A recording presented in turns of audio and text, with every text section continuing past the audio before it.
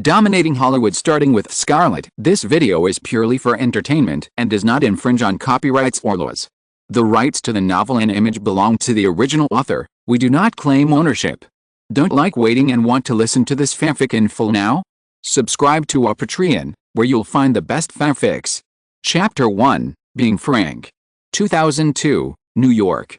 La la la, la la la la la, you occupy my mind, lingering boy, I just want your love. Tang, who was lying on the bed, heard "Can't Get You Out of My Head" in a daze, and suddenly woke up from his drowsy dream. He opened his eyes, raised his head slightly, and checked where he was. But he found a beautiful woman wearing a bathrobe and combing her golden hair standing opposite him, smiling at him. Tang frowned, squinted his eyes in the warm sunlight, and saw her face clearly. The high nose bridge was impeccable like a sculpture, the pink and sexy lips were slightly raised, and the golden hair was scattered on her white shoulders, which made people couldn't help but have charming thoughts after seeing it. Scarlett. There was no mistake, he had seen many of her works. As the actor of Marvel's most famous character Black Widow, her popularity among Chinese people was definitely not inferior to those first-line domestic stars. But why is she standing in front of his bed?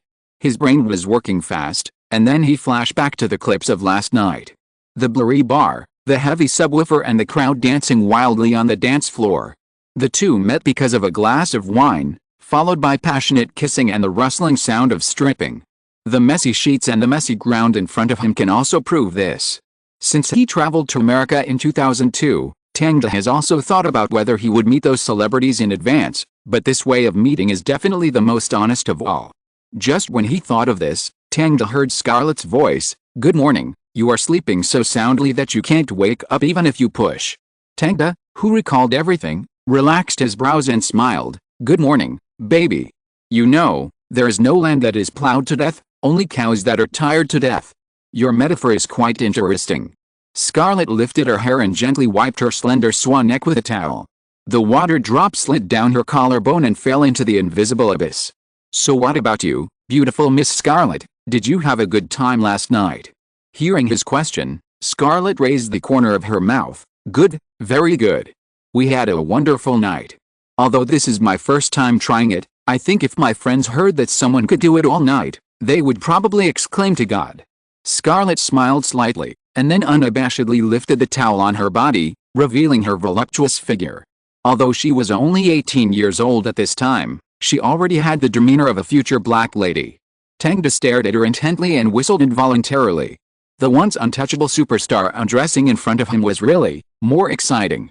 But before he could show that he was in a state of continuing to fight, he saw Scarlett turn around, smoothed her hair and said, "But let's stop here, okay?" Well, she knew when to stop. Tang shrugged. "I understand. I've seen your work." The Horse Whisperer. Although Scarlett was not yet famous, she had already participated in several movies and was nominated for the Best Actress at the Independent Spirit Awards.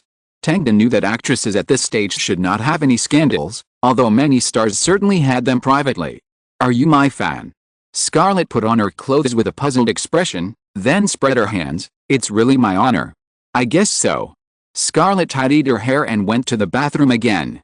Tang also got up and tidied himself up briefly, then stood in front of the huge floor-to-ceiling mirror opposite the hotel bed and looked at himself. He was of Asian and European descent, with facial features as tough as marble sculptures. It was a bit thin to describe him as handsome, but it was a bit heavy to describe him as a tough guy. This was the look that Tang was most satisfied with since he traveled through time. As for his past, it can only be said that it was a wrong result caused by a wrong path. He was a photographer who graduated from the top film academy in China and won the highest award in the industry, but he went astray under economic pressure. After working as an advertising photographer for several years, he became the top welfare photographer in the industry. Because his works are both commercial and artistic, he was dubbed the Dark Cameron. However, Tang did not value these false names. He just sneered at those pictures and videos that only focused on lust. In his opinion, no matter what work, the story and the lens have an artistic sense to make people have endless aftertastes and will not become a disposable fast-forward consumable.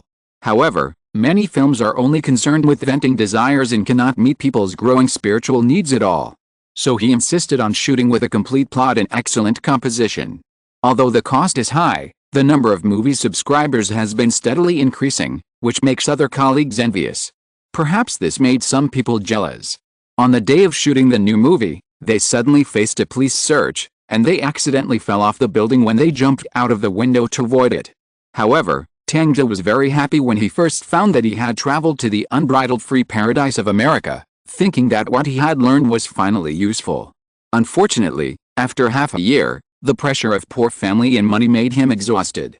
The unlucky Chinese father died in a street shooting, becoming the least noticeable one among the countless shootings in the United States. His mother couldn't go to work because she had 2 younger brothers to take care of. Coupled with the various debts owed by his father, Tang, the eldest son, suddenly became the backbone of the family. And the reason why he drank in the bar yesterday was because he recently found a job shooting for an underground adult magazine and made some money, so he came to the busiest bar in downtown New York to reward himself. Unexpectedly, this reward made a lot of money. Just as Tang was thinking about this, Scarlett came out of the bathroom, picked up her shoulder bag from the ground, and waved to Tang. "I'm leaving." "When is the next time?" Tang asked while putting on his pants. "Next time." Scarlett smiled, "Although you are great and I like you, but just this once." Tang raised his eyebrows and tightened his belt. "Once? Don't be so absolute, girl. This is America. Everything is possible." "Everything is possible." Scarlett's eyebrows rose and fell, as if she was thinking about the source of this sentence. But after thinking for a while, she seemed to have no idea, so when she lifted her toes and lifted her high heels, she replied, "This sentence is very good, indeed. This is America. Let's meet in another city. Los Angeles, London, Tokyo. Just like you said, everything is possible." "No problem." Tang spread his hands to show his agreement. Then Scarlett blew a kiss to him and left the room with her high heels. Amazing. Tang put his hands on his waist and pretended to shoot a gun like a cowboy, aiming at the big bed and using his mouth to imitate a bang sound. 10 minutes later, Tang also walked out of the hotel with his own camera in his hand, a Canon EOS D30. This was Canon's first digital flagship in the 2000s, and it was also a college gift his father bought for him. Thanks to it, he didn't have to take out a heavy loan to buy a camera. After all, there were not many amateur photographers who used digital cameras in 2002. Now there are still quite a few photographers who use film. Some people even shouted that digital cameras are just toys and tools that violate photography. But its increasing sales have proved people's choice. He skillfully turned on the camera to play back the photos from last night. Sure enough, there was a photo of Scarlett. But the content was not suitable for children. This can't be shown to others. It's my personal collection. Tang took out a new CF card from his pocket and replaced the original CF card. Then he went downstairs along the dark subway passage full of urine smell. Tang pulled the iron ring all the way back to the neighborhood where his home was. This is the suburbs of New York. In order to pay off the debt, the family has sold a house in the rich area and moved to this place where only the lower-class white people live. And just across the fence, you can see the black neighborhood not far away. It was a mess there, with shootings, rape, and sex trade happening all the time. So Tang would take a detour every time he came back. But today, his detour didn't work, because a few black guys wearing turbans and looking like they hadn't grown all their hair stopped him. "Hey, are you the photographer of the New York Underground Art newspaper? I've seen you before." The black guy looked around, with his hands in his pockets, looking like a gangster. Tang, who wanted to deny it, turned the camera behind his back with his hand, and the image of this black guy smoking at the door of the magazine flashed in his mind. "I need your help with something." The leading black guy smiled and came to Tang. After speaking, he suddenly opened his screen code and took a look at him. Tang didn't have time to see the whole picture, but the black metallic color instantly made him realize what he had encountered. "Okay, what are you going to do?" "Everyone is equal in front of the gun." Tang didn't try to resist, for fear of angering these fatherless guys. But he had already cursed in his heart. Shit America, shit black gang. Good people deserve to have guns pointed at them, right? Chapter 2, Taking Charge. Click. A camera shutter sounded in the silent room, accompanied by a man's voice. "Turn over and put your hands down." A young black girl with a highlight brown ponytail was seen, wearing only a triangular zippered leather jacket. The skin on the edge of the clothes was whitened by the squeeze. She put her legs diagonally in high heels, and touched the corners of her mouth with her fingers, with a teasing expression. Opposite her, photographer Tang calmly recorded her posture with a camera, muttering to himself. If you want to seduce me, at least put your hands down, open your hips, and stick your butt up. You are like a piece of unsexy pork now. After hearing these words, the black men with headscarves and childish faces next to him couldn't help but push him forward. Country bumpkin, what are you doing? Shit. Tang put down the camera. You asked me to take the photo. If you want to take a good photo, do as I say. Or you let me go and find a mediocre guy to see what kind of shit he can take for you. As a former photography master, he is very demanding in his creation. Even if the model is not good, he will make up for it with his own skills. He will never allow the photos he takes to become garbage. In creation, he has never given up on this option. Davis. The black girl shouted, stopping her companion's indignation, and did the pose he wanted according to Tang's words. She gently opened her hips, blocked her legs with her hands, and then straightened her waist to show her beauty to the camera. The next second, several black guys couldn't help but let out a wow exclamation, and even their throats rolled a few times. Davis, as the boyfriend and the boss, naturally couldn't stand it, and hurriedly pushed several companions out of the room. Get out. Damn it, don't look at Arkady. Get out. After they went out, Davis came to Tang with a cigarette in his mouth and warned him, take pictures carefully, do you hear me? Tang put down the camera and shrugged. As if he couldn't stand his overly calm attitude, Davis took the cigarette and blew the smoke in his mouth on his face. Tang endured the pungent smell, pulled the corners of his mouth, and coughed twice after Davis left. Keep shooting. Tang raised the camera again. Then let's take bolder pictures. Arkady was actually happy after seeing everyone leave, and directly unzipped, revealing a large area of ravines and skin. Tang raised his eyebrows, which was exactly what he wanted. Art should be bolder. But even if the girl in front of him took off all her clothes, he couldn't get any waves in his heart, because her teasing posture was too stiff. So in order to achieve the effect he wanted, Tang quickly started the full fire mode. Soft. Softer. Don't be like a mummy. Lift your feet up and straighten your toes. Damn it, I told you to straighten them, not to curl them up. Don't you have bones? You can't even move. What kind of aesthetics is this? Pink nails. It's terrible. My grandma wouldn't use this color when knitting sweaters. Also, be more confident. Imagine you are a big star, don't look so droopy as if someone in the family has died. Put your chin in a little more, it's almost folded into 3 layers. Look at your waist, it's all meat. There's no beauty at all. Tang's mouth was like a string of cannons, and Arkady didn't even have a chance to talk back. His tyrant-like attitude scared her so much that she almost cried. She has always been very satisfied with her figure, but when Tang said that, it was all flaws. There was simply no one uglier than her in the world. But this guy was very professional, and she couldn't think of any words to refute. But she really felt helpless now, like the feeling of a boat about to be overturned by the waves, or the feeling of being blocked in the corner by her mother and scolded, with a risk of suffocation at any time. Tang kept turning the dial with 2 fingers, and finally finished the shooting with a subtle click. Okay, it's done, you are really the worst model I have ever photographed. Even at the end, Tang did not forget to add a knife. The little girl finally couldn't hold it back anymore and cried with her face covered. The next moment, the door of the room was pushed open, and the black boy Davis, who hadn't even grown all his hair, strode in. What's going on? After seeing Arkady crying, he was obviously a little confused. How could this be different from what he had agreed to? But his little brother came to Tang first and stretched out his fist to punch Tang in the stomach. But Tang directly stretched out his hand to pinch his wrist and bent it to one side. What the hell are you going to do? What should I do? Davis remembered his plan at this time, snatched the camera from his hand, and pressed the buttons randomly. Tang pushed the black guy away and frowned. Do you know how to use it? Click this, then click this to scroll up and down. He didn't want this reckless boy to break his camera. Okay.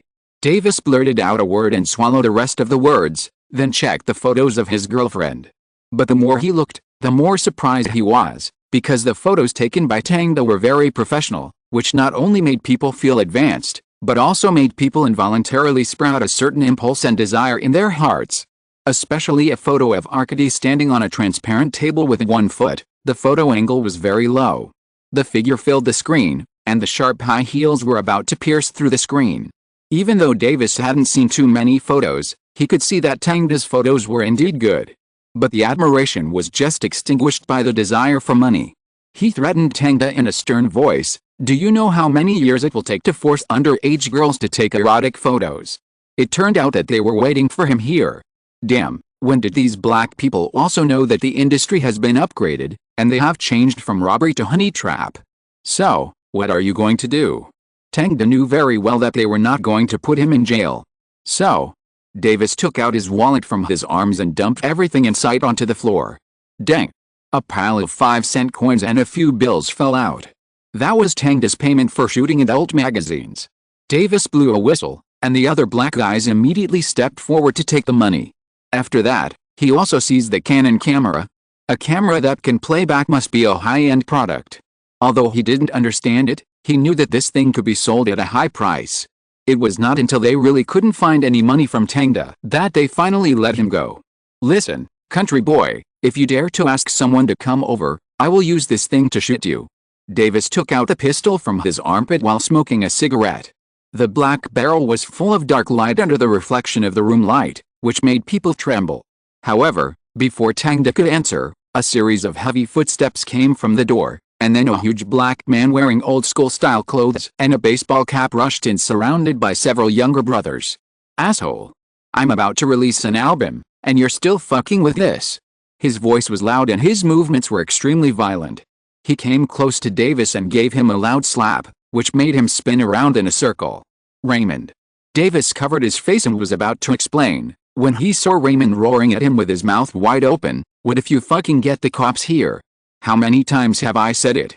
I'm going to be famous, and I'm going to be famous soon. After I release the single and record the album, I'll have sexy girls and lots of money. Everything will change, and you, doing this now will only ruin me." Davis lowered his head and dared not answer his brother's scolding. After Raymond calmed down a little, he turned around, picked up the camera and said to Tangda, "Friend, this time it's just like that, nothing happened, we didn't steal anything from you, do you understand?" Tangda nodded. Since these guys knew what was good for them, there was no need for him to go to great lengths to retaliate. Raymond breathed a sigh of relief when he saw that he agreed. He then picked up the camera and was about to hand it to Tangda, but was attracted by the photo on it. "Wait a minute." Raymond looked carefully at the photo with a unique angle of view. He was interested and flipped through a few more photos. As a result, his eyes gradually widened and his breathing gradually became heavier. Raymond looked up at Arcady in real life, and then at her in the photo. He obviously had no interest in this girl. Her figure was dry and he would not be interested in her even if she was naked. But for some reason, she exuded a fatal temptation in the photo. It was really exciting. Looking at it more carefully, Raymond finally understood the problem, because the angle of the photo was great. More than just great. The photographers he had worked with were not at this level at all. He had only seen similar impact in movies. "Not bad, man, you took great photos." Raymond suddenly laughed, and the tense look disappeared in an instant. He stretched out his big hand to pull Tangda up, then patted him on the shoulder and asked, "From Tokyo? Chinese? Wow, you must be good at math." Tangda smiled and said nothing. Raymond continued, "Hey, men, listen. I like your style very much, so are you interested in taking a cover for my album?" Chapter 3 Full of Confidence. Photographing album covers. Tangda narrowed his eyes and scanned Raymond up and down. "Hip-hop music albums?" "Yeah, that's right, man." Raymond felt that he was really lucky. He actually met a photographer who suited his taste. "You know, I have been preparing for this day for 8 years. 12 lyrics, each of which is my experience, my family, and the brothers around me. Wow, I can't wait to have them played on major radio stations." "That's really cool." Tangda raised his fist skillfully and bumped fists with Raymond. "Yes, it's cool."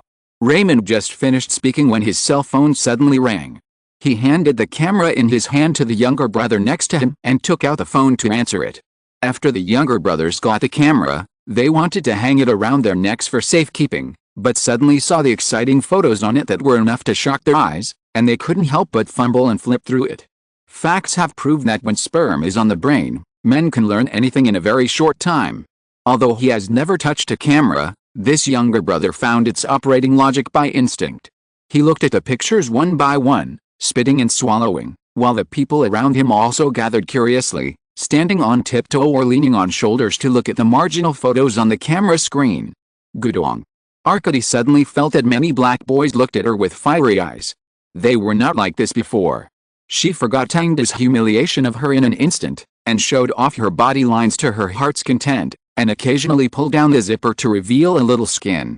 Davis behind Raymond felt as if there was a piece of emerald green grassland on his head, and his eyes were almost popping out of his head with hatred, but how could he scare off all his companions with his own strength?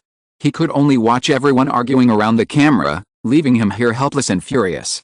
At the same time, Raymond was still talking to his agent. Yazan. I have good news for you. Raymond's voice was a little generous, in the rough style of Big Brother. A photographer who is very good at taking pictures will join us. Yes. Really, believe me, the pictures are great. You will like it. Okay, hanging up. Raymond hung up the phone and said to Tangda, hey, man. Yazan will fly to New York next week, and we will shoot the MV and cover at that time, and he will come to see you. Tangda raised his eyebrows. No problem. Do I need to prepare anything? Raymond waved his hand. Of course not, man. I think you have no problem at all. At that time, find a few sexy girls, and I will stand in the middle. Wow, I am excited just thinking about it.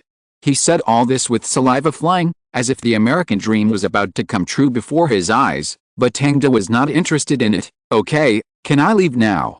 Of course. Raymond handed the wallet on the stool to Tangda. Here, man, your things. Because he only pinched one side, the wallet flipped open directly under the action of gravity, revealing a delicate card with a police badge on it stuffed in a transparent interlayer. Raymond was stunned for a moment, then picked up the wallet and looked at it. Sure enough, it was the same as what he remembered. This is a membership card given by local police brothers in New York to all regular donors. It is said that there are 3 levels, junior, middle and senior. The junior level is a silver police badge. The one Raymond has seen is exactly the same as the one in front of him. And the holder of the card is a black singer he admires, and it is posted on his car. Damn it. Raymond was furious. He turned around and put the wallet on his brother's face, shielding him with his body, and whispered angrily in his ear, damn it, look at what you are doing. He has connections with a police station. He is not an ordinary person. Do you want to kill yourself? Davis was a little confused, and his tone revealed panic. Then, what should I do? Leave it to me, kid. Raymond squeezed his brother's shoulders.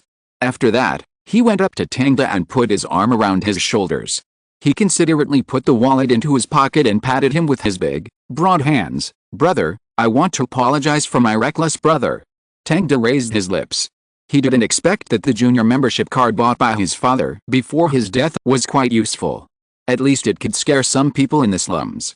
He didn't listen carefully to Raymond's nagging apology, but only heard his promise to fight for a higher hourly wage for him. And he also stuffed a sum of money for today's photo shoot. When the two confirmed the cooperation, Raymond smiled happily, as if he had seen the Grammys waving to him. Tangda didn't know what to say. Could this guy be a famous rap player in the future? How could he be so confident? Then he thought it was reasonable.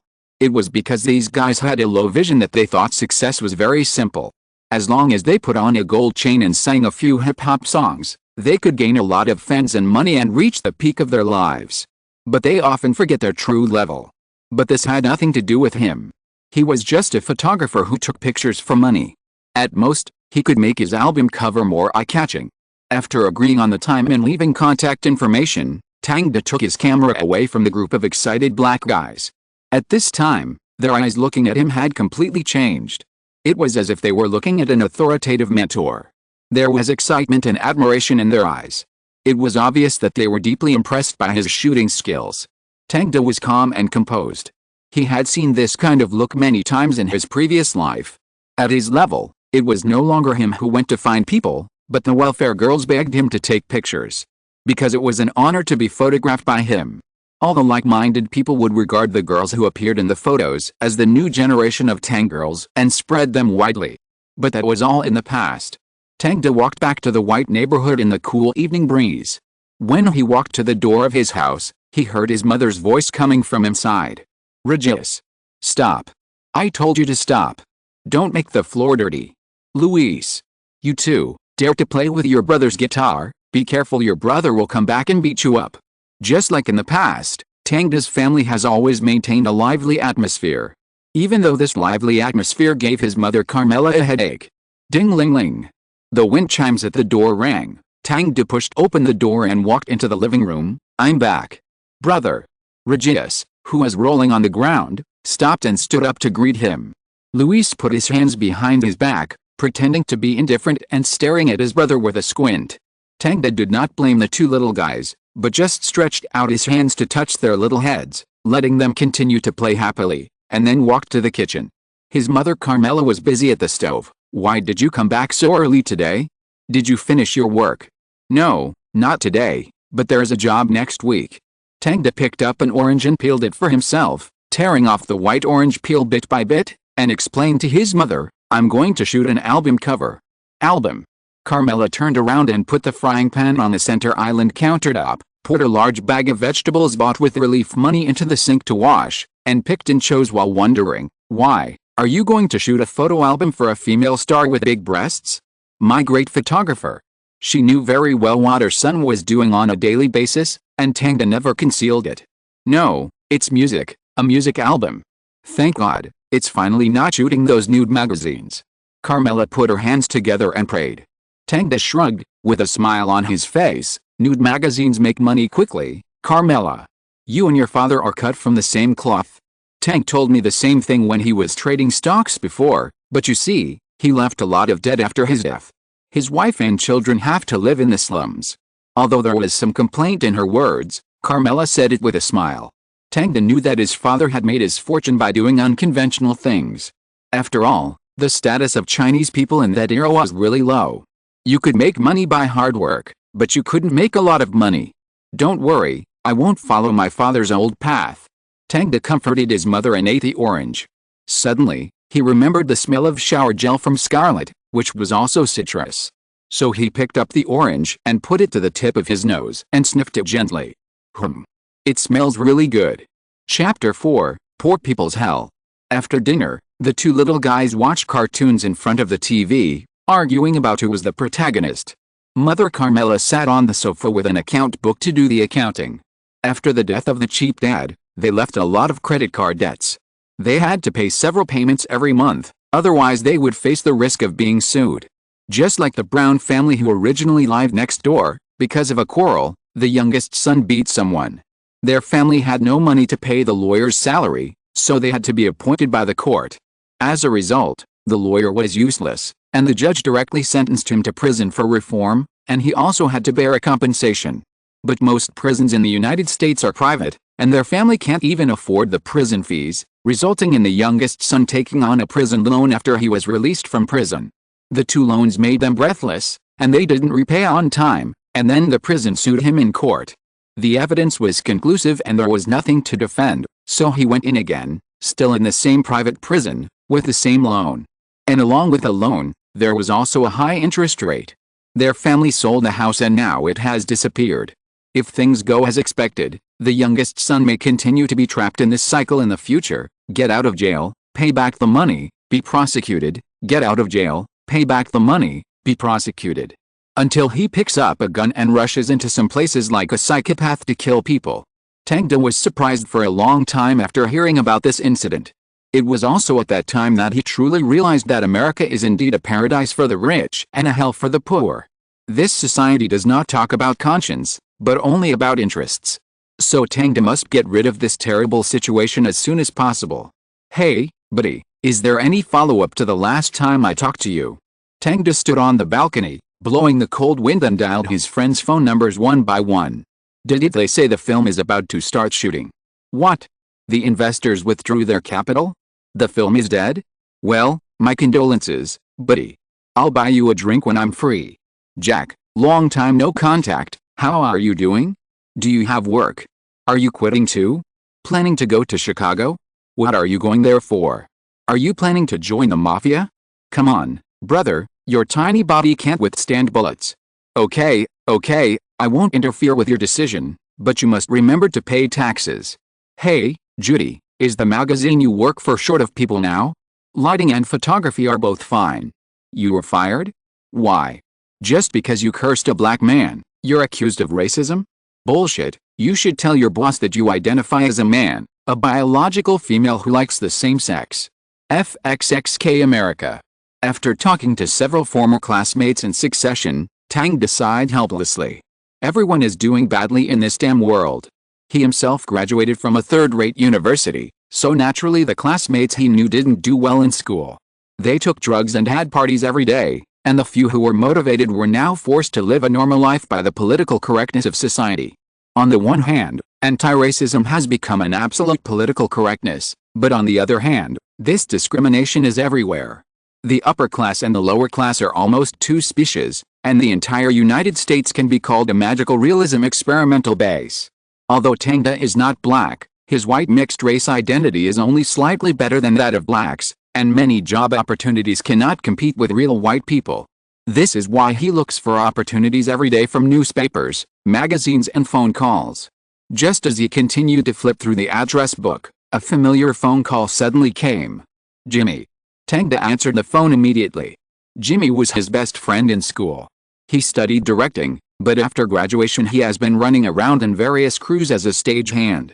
He told Jimmy before that if there is a suitable job opportunity, he will call him immediately. Tangda. Listen, brother, we are rich, we are going to be rich. Jimmy's voice was a little excited and a little sharp. Tangda put down his phone and waited for him to finish venting before comforting him. Slow down, don't be anxious, brother, do you want me to become rich while being deaf? The opportunity is here. Really? Jimmy swallowed and finished his words. I have been following a super awesome assistant director recently, the kind that is extremely awesome, and is very familiar with all kinds of Hollywood stars. He thinks highly of me, you know, he always says that I have great potential, just like him when he was young. We drink together, take drugs together, it's really face-saving. Those girls throw themselves at me as if they had taken drugs. Speak to the point. Man. Tangda was a little helpless, this guy was still so nagging. The point is, when we were drinking, he told me there was a rare opportunity. Tangda couldn't help but urge, what opportunity? Movie? Or commercial or something? Commercial. Yes, it's commercial. Jimmy laughed happily, he will be the on-site director tomorrow to shoot an outdoor commercial for Domino's. There are still 2 people missing on the scene. You see, as a good buddy, I immediately thought of you. Wow, that sounds good. Of course. Tangda, we are really going to be rich. Jimmy was completely immersed in excitement. So what position is it? Brother. Lighting. Lighting technician. Jimmy explained. Tangda nodded. He was quite familiar with this position. After all, a photographer who can't light is not a good director. Thanks, Jimmy. Hey, why are you talking to me like that? Remember, Tangda, we are good brothers, and good brothers should help each other, right? That's right. What time tomorrow? Tomorrow morning at 8 o'clock, I'll drive to pick you up. Jimmy's family is quite wealthy, and he also has a Jeep. No problem, see you then. Tangda hung up the phone. Although he was facing the cold wind, his heart was burning.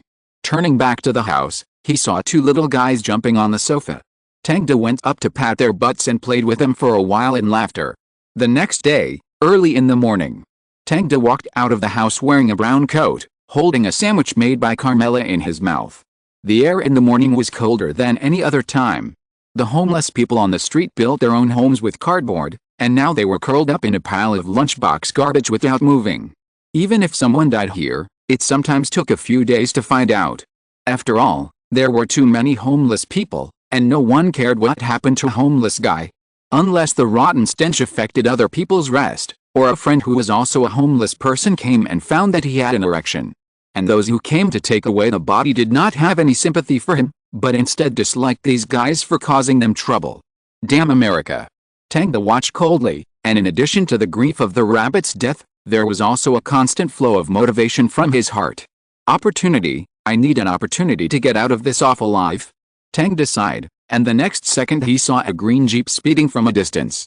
After a sudden brake sound, a familiar face popped out of the car window. Hey, Tangda. It was Jimmy, a typical white boy. He was wearing a red and white coat, had yellow hair, and had light freckles on his face. Tangda opened the car door and sat on the passenger seat, smiling and reaching out to shake his hand tightly. Hey, Jimmy. Chapter 5 What happened on the set? Jimmy drove Tang for half an hour before arriving at a large film studio in New York. The buildings here are all container-style buildings, all black and white, crawling on the ground with dark doors open, like a giant beast swallowing the crews coming and going. There are not 1,000 crews working at the same time in New York every day, but there are at least 800. The entire film industry has developed rapidly in recent years and has become more and more prosperous. But the trouble that comes with it is that the cost is getting higher and higher. The number of films scheduled by major film companies this year has decreased compared to before, but the number of small-budget independent films has increased year by year. Many film studios have begun to be in short supply, and a large number of crews are queuing up every day waiting to shoot. But in addition to the crews, there are also a large number of extras who want to become famous in Hollywood shuttling around in the studio. Wow, what's going on? Tang looked at a group of scantily clad beauties passing by in front of him. There were all kinds of skin colors and good figures. Just looking at them was pleasing to the eye. Some of them even threw a wink when they passed by. Jimmy smiled knowingly, blew him a kiss and explained, "As you can see, they're all extras. Movie extras." Jimmy shrugged, "Everything. Commercials, movies, MVs. There are so many extras every day. You have to know that Hollywood doesn't have so many requirements for extras. You can be a member of the Screen Actors Guild or a free agent. As long as the image is right." Tang repeated meaningfully, "The image is right." "Yes." Jimmy chuckled, "Do you know who is the happiest person in this place? The casting director." Without waiting for Tang to reply, he continued, "Those girls are like bees, constantly collecting nectar from your flower until you give her what she wants. An opportunity." Tang understood. "Yes, it's an opportunity. Listen, brother." Jimmy put his arm around Tang's shoulders and said in a low voice, "Opportunities are important to everyone, including us. As long as we can gain a firm foothold, those girls will come to you in large numbers in the future, and you won't refuse them. But first you have to finish today's work. Apollon Bailey, the director of the crew, is the one who took this commercial. He was working for Martin Scorsese before, you know. He was the director of Casino and worked as his assistant director." "It sounds awesome." Tang knew the name of Martin Scorsese. This is a well-known senior director in Hollywood. He also knew that Martin Scorsese would be nominated for 10 Oscars for Gangs of New York this year. Well, although Leonardo DiCaprio and Daniel Day-Lewis joined, they were always running for the whole process and didn't win any of the 10 nominations. I don't know if the old man's mentality collapsed that night. Yes. It's really awesome. Do you know how much effort I put in to get close to him? Seeing that Jimmy was about to start talking about his previous experiences, Tang interrupted him. Stop, get to the point. Okay, the point is that director Chameleon is now working on his own, and he recently got a big job. Jimmy finally talked about today's work content, Domino's huge outdoor advertisement, and they even invited female stars. Isn't it great? Tang nodded and patted Jimmy on the back. Good brother, so what are we going to do? Don't tell me that the two of us are just ordinary lighting porters, and we just need to listen to the instructions of the director and photographer. Of course not. Jimmy waved his hands repeatedly, then stretched out a finger and pointed at Tang's chest. You, my good brother, are the lighting assistant for this commercial. And I am the lighting technician. Tang raised an eyebrow. What? I remember that you studied directing at the beginning. You have been in the crew for so long that you even learned lighting? Jimmy smiled and said, of course, isn't that very simple? Just hold the headlight high, install a softbox, and shine it on the background at a 45-degree angle. Then put the sunshade around to focus the light on the actor's face, isn't that it? As he spoke, he used his hands to place them back and forth in an image, as if the work of a lighting engineer was like playing the game of The Sims in his eyes. Tang shrugged and did not correct his good brother's contempt. If it was just an ordinary advertising shoot, it would really be like what Jimmy said. But if it involves some more troublesome lens requirements, I don't know if Jimmy can still laugh. After talking about the lighting, Jimmy lowered his voice and said, so, brother, this is a rare opportunity. Don't offend anyone, do you understand? Don't worry. Tang nodded. He came to make money and expand his network, and he would not go against money. Jimmy smiled widely. It's good that you understand, including the stage staff, makeup artists, photographers, assistant directors, actors, and so on. Sorry, there are too many people in the crew. Sometimes I can't even remember it. Leave the communication with other people to me. After the two of them communicated everything, they came to the set on the second floor, which was a studio of about 30 square meters in the corner. At this time, there were already staff members moving various equipment and props inside. Wow, it looks like the scene is almost ready. Hey, George. Jimmy greeted others skillfully after entering the set. It can be seen that he is very popular here, and everyone knows this white guy. However, Tang was very curious about how Jimmy persuaded the director to use the two of them. Did he really rely on drinking? Or did he take some forbidden passage? That's a bit bad, but to be honest, this kid's butt is still pretty good. Come on, Tang, take a look at our stuff. When Jimmy started shouting, he immediately put aside his distracting thoughts and went forward to count the lighting equipment with Jimmy. The lighting equipment on the set was still very complete, with various types of photography lights, snoots, light shields, reflectors, foam boards, and so on.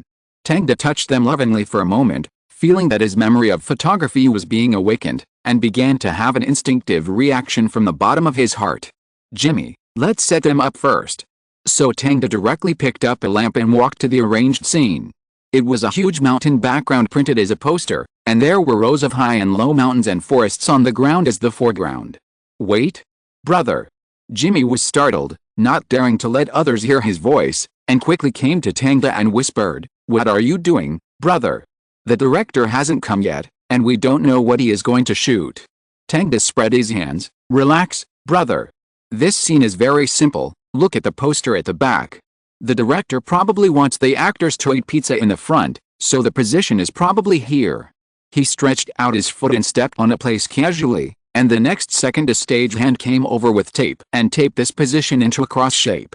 It should be the landing point that the photographer had communicated with long ago. Jimmy was stunned for a moment. "Okay, you guess it right. Then the effect the director wants is also very simple. It is nothing more than to create the depth of field of the entire scene, creating the feeling that real people are on the plane." Tang pointed to a few points, so just put the camera lights at those positions, and it can also save some time. After saying this, he looked at Jimmy and found that his good brother was staring at him with his eyes wide open. Chapter 6, New York is really small. After a long pause, Jimmy suddenly complained, "Damn it, why didn't you tell me earlier that you were so awesome? If I had known, I would have asked the director to arrange me to be the photographer. You and I can control the entire set." Jimmy, Tangy brothers, wow, it's so cool. Tang didn't know whether to laugh or cry, and pounded his chest with his hand. "Shit, Jimmy, you didn't even ask me." "Okay, I didn't ask." Jimmy sighed regretfully and put his arm around his shoulders. "But next time if you are sure, tell me in advance, and we will work together to fight for a better position from the director. You will definitely be able to make a name for yourself." As he was talking, there was a sudden noise outside the studio, and then a fat old man wearing dungarees, a red shirt, and a felt hat walked in from outside. He was hugging a young girl with heavy makeup and talking big, and the girl was also looking around excitedly with a smug look on her face. After the old man sat in the director's chair, the girl sat directly on his lap, seemingly not shy at all. "So she is." Tang seemed to have guessed the girl's identity. "I haven't seen her. Maybe she was just chosen. It will be the same when we become a little famous on the set. Look at that Dudley." The Dudley Jimmy was talking about was today's photographer. He was chatting with a group of girls outside the door at this time. From time to time, he would reach out to touch their size, as if he was planning to find a model to take some private photos. Just as Jimmy was full of envy, a young blonde woman wearing a dark green skirt, a brown coat, and sunglasses walked into the set in high heels. Jimmy whistled and looked excited. "Look, it's a female star, her name seems to be Connie Johnson." Tang corrected him, "No, it's Scarlett Johansson." At the same time, the smile on his face was a little playful. Just as he said, "In America, everything is possible, isn't it?" In addition to Scarlett and the director, several other people walked in from the door. One of them was wearing a gray coat, holding a briefcase in his hand, staring around with cautious eyes. When Scarlett sat down, he also sat beside her like a flower protector. Obviously, this is her agent. The other one was dressed in a suit and tie, with a hook nose and triangular eyes. His face was full of wrinkles, and his gray hair was neatly combed back and fixed with hair oil, looking shiny. He stood behind the director, serious and unsmiling, which made people feel uneasy. Jimmy wanted to go up and say hello to the director to prove his connections to Tang, but when he saw the old man chatting with the director, he stopped. Let's just wait here honestly. Jimmy has been in the crew for so long, and the most important thing he learned is not to show up when you shouldn't, especially in front of the director. So the two of them didn't go over, but stood by the lights and fiddled back and forth. Until director Chameleon clapped his hands, called them over, and formed a small circle. Jimmy. When the two got closer, Chameleon patted Jimmy's shoulder affectionately. How is it? Is the lighting difficult? No problem, director. Jimmy answered loudly. That's good, Dudley. How about you? Is your camera ready? Photographer Dudley has brown curly hair and fair skin, and looks quite melancholy. It's ready. Great, then you can talk to Jimmy about the lighting effects later. Listen, guys, don't make any mistakes. The boss of Domino's is right behind us. Chameleon's chin shook slightly, and everyone looked at the serious old man with their peripheral vision. He is very demanding, so don't let him catch any handle. After Chameleon explained the advertising creativity, he asked everyone to take their positions. Dudley followed the director's order and looked at Jimmy and Tang and said, this advertisement needs to create a depth of field effect, and make the whole environment look real. Jimmy, do you understand? Don't worry, I understand. After Jimmy finished speaking, he went to Tang, and it was really the same as what his good brother said. After Dudley left, Tang and the others turned on the lights one by one. Buzz! The light instantly spread through the softbox and covered the poster in the background. The light source on the side cast layered shadows on the mountains and forests. From the front, it seemed like a real mountain. Huh?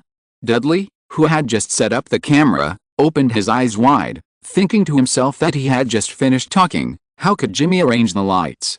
He lowered his head and looked through the viewfinder again. Sure enough, it was perfect. In the picture, the shadow of the forest was lighter, overlapping like a fence. The shadow of the mountain was tall and blurred, giving people the illusion that there was no end. Dudley raised his head and looked at the scene again. It was just a pile of cardboard. How could it be no different from the real environment under the creation of lights? It was the first time he met such a fast lighting engineer. You know, it took a long time to arrange the lights every time in the past. I didn't expect Jimmy to be so capable. Dudley retracted his opinion that Jimmy was unlearned and only knew how to drink and flatter, and made an okay gesture to the director. At this time, Chameleon was also discussing the play with Scarlett. Dear, today's advertisement is very simple. You just need to hold it up. Chameleon smiled and picked up the prop pizza on the table, hold it beside you and say a slogan. Well, Scarlett nodded, feeling that it was indeed not difficult, and she should be able to leave work early today. But after seeing Chameleon's actions, the serious old man came over and stood beside the two of them. Sir and madam, I need to change the original outdoor advertising idea. What? Chameleon frowned. Mr. Monaghan, we have already decided on it. Monaghan shook his head. Just putting it beside you can't show the size of our pizza. I need a more impactful performance, such as. He picked up the pizza and put it directly in front of Scarlett's forehead. Because the action was too rough, it hit her nose. Oh! Scarlett exclaimed softly, but did not complain. Seeing this, Chameleon frowned even more tightly, but he couldn't think of any rebuttal. Scarlett's agent Brian Lord stepped forward and said, Excuse me, this doesn't look good, and Scarlett's face isn't even shown, which doesn't match the content of the ad we agreed on. Shut up, kid. Monaghan said with disdain. I spent money, this is my product, my ad. You don't have to tell me if it looks good or not. Seeing the tense atmosphere between the two, okay, that's it. Chameleon had to speak to ease the tension. He really had no idea what new ideas he could come up with, so he could only persuade her. Scarlett, dear, just hold up the pizza to cover your face. Okay, that's it. Scarlett was a little depressed. She went to the dressing room to change into a denim suit and walked directly to the poster, waiting to be filmed. Chameleon also sat down in his director's seat and picked up the microphone. Okay, everyone, take your positions, and we'll start filming. Chapter 7 Party A is the largest. Dudley immediately went to work after hearing this and began to direct Scarlett's movements. Pizza, left, oh, not to let you go left, but turn the pizza a little bit. To the right, oh, not to let the pizza turn, but your body. Show your jeans. Tang and Jimmy were watching from the side. In addition to outdoor advertising, They also had to shoot a short film today. Now they were shooting the short film, but it was not going smoothly. Mr. Monaghan was entangled for a long time over some small details and rudely interrupted the shooting several times. Apollon was so angry that he couldn't help scratching his head with both hands, as if he wanted to tear off the few hairs. The two argued back and forth several times, but in the end Apollon gave up, not only because Monaghan was the client, but also because he really couldn't think of any good ideas. Tang could see from his habit of never calling a stop every time he called a start that this director knew nothing about advertising, and even didn't know much about shooting. So he couldn't help but ask Jimmy, "Tell me the truth, how did this director join Martin Scorsese's crew?" Jimmy was also a little embarrassed and could only reveal the truth. "Well, you know, assistant director is just a title, he was actually in charge of logistics." "Okay, I understand." Tang looked helpless, knowing that he shouldn't have any expectations for his good brother. The short film was shot for 3 hours on and off, and Monaghan finally passed it. After eating pizza for lunch, everyone started shooting outdoor advertisements again. I thought the most difficult time was over, but I never thought that Mr. Monaghan's requirements were even stricter. "No, the pizza shouldn't be on top of the head. It's too ugly." "You mean compared to the sun?" "No, it's not interesting enough. I want it to be big, you know? Big enough to be seen with the naked eye. In addition to being big, I also want it to be fast. Now it's just big, that's not right. Delivering pizza on a horse? Damn, how could you come up with such a rubbish idea? In addition to being big and fast, it also has to be stringy.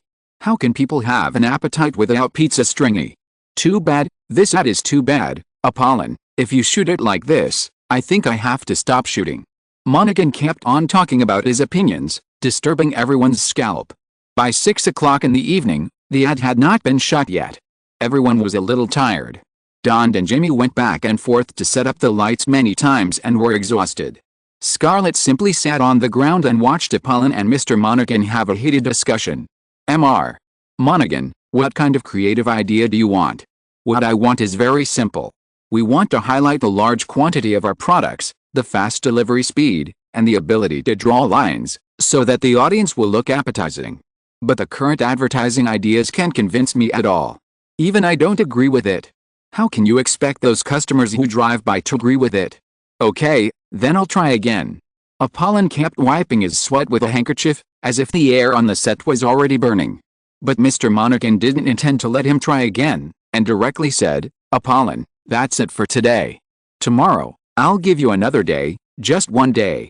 If you can't shoot the creative idea I want tomorrow, get out. Do you understand?" "Understand, understand." After the grumpy old man left with his hands behind his back, Apollon threw his felt hat to the ground fiercely. "Damn it. Big and fast. And it's fucking drawing lines. Fskskyow. And the shooting is over today." He scratched his hair in distress and announced that the shooting for today was over. Everyone breathed a sigh of relief and began to pack up their equipment.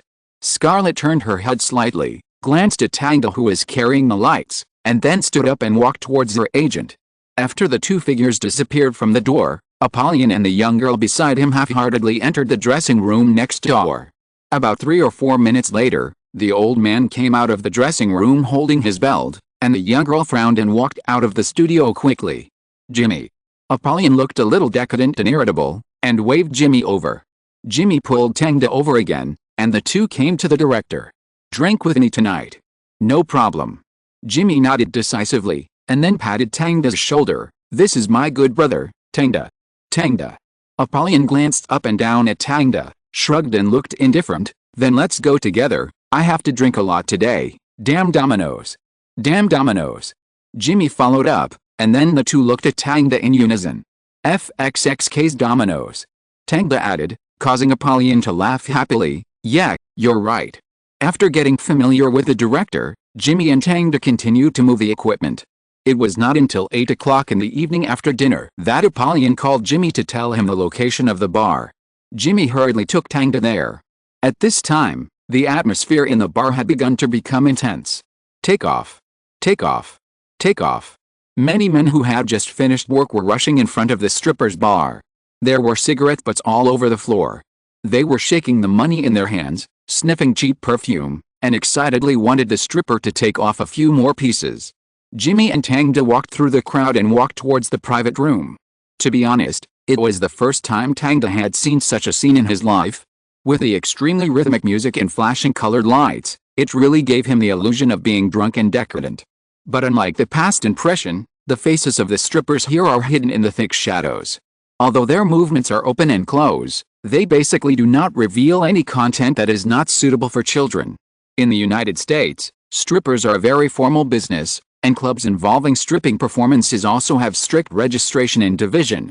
Those with larger scales are generally only found in high-end consumption places with membership systems. If you want to experience more exciting content here, you have to spend $5 to experience a song in a single curtain room, just like the pay DLC in a standalone game. However, Tangda has no interest in this. He wants to see Scarlett gently dance her soft waist in front of him, which will make him feel a sense of accomplishment. When he came to the private room, he saw smoke and fog inside as soon as he opened the door, and there were also laughter and ice sounds of men and women. Looking closely, Apollon, Dudley and others were leaning on the sofa to toast with the girls. Seeing Jimmy and Tangda arrive, the old man immediately picked up the bottle and poured them a glass of wine by hand. "Come on, drink." Apollon clinked glasses with Jimmy, and then with Tangda. His face was red, and he seemed to be drunk. After drinking, several people drank for a while. When everyone was a little tipsy, Apollon seemed to remember the shooting in the daytime, and suddenly cursed, "Shit domino, FXXK's Monaghan." A lost face in front of the girl. Tangda raised his eyebrows. He should be talking about the young girl. It seems that Apollon originally wanted to take her down, but now the duck has flown away. "So do you have any ideas?" "Any ideas are fine. I must shut up that old man. If this drags on and the advertisement is delayed, our reputation in the industry will be ruined." Apollon held a cigarette and looked around.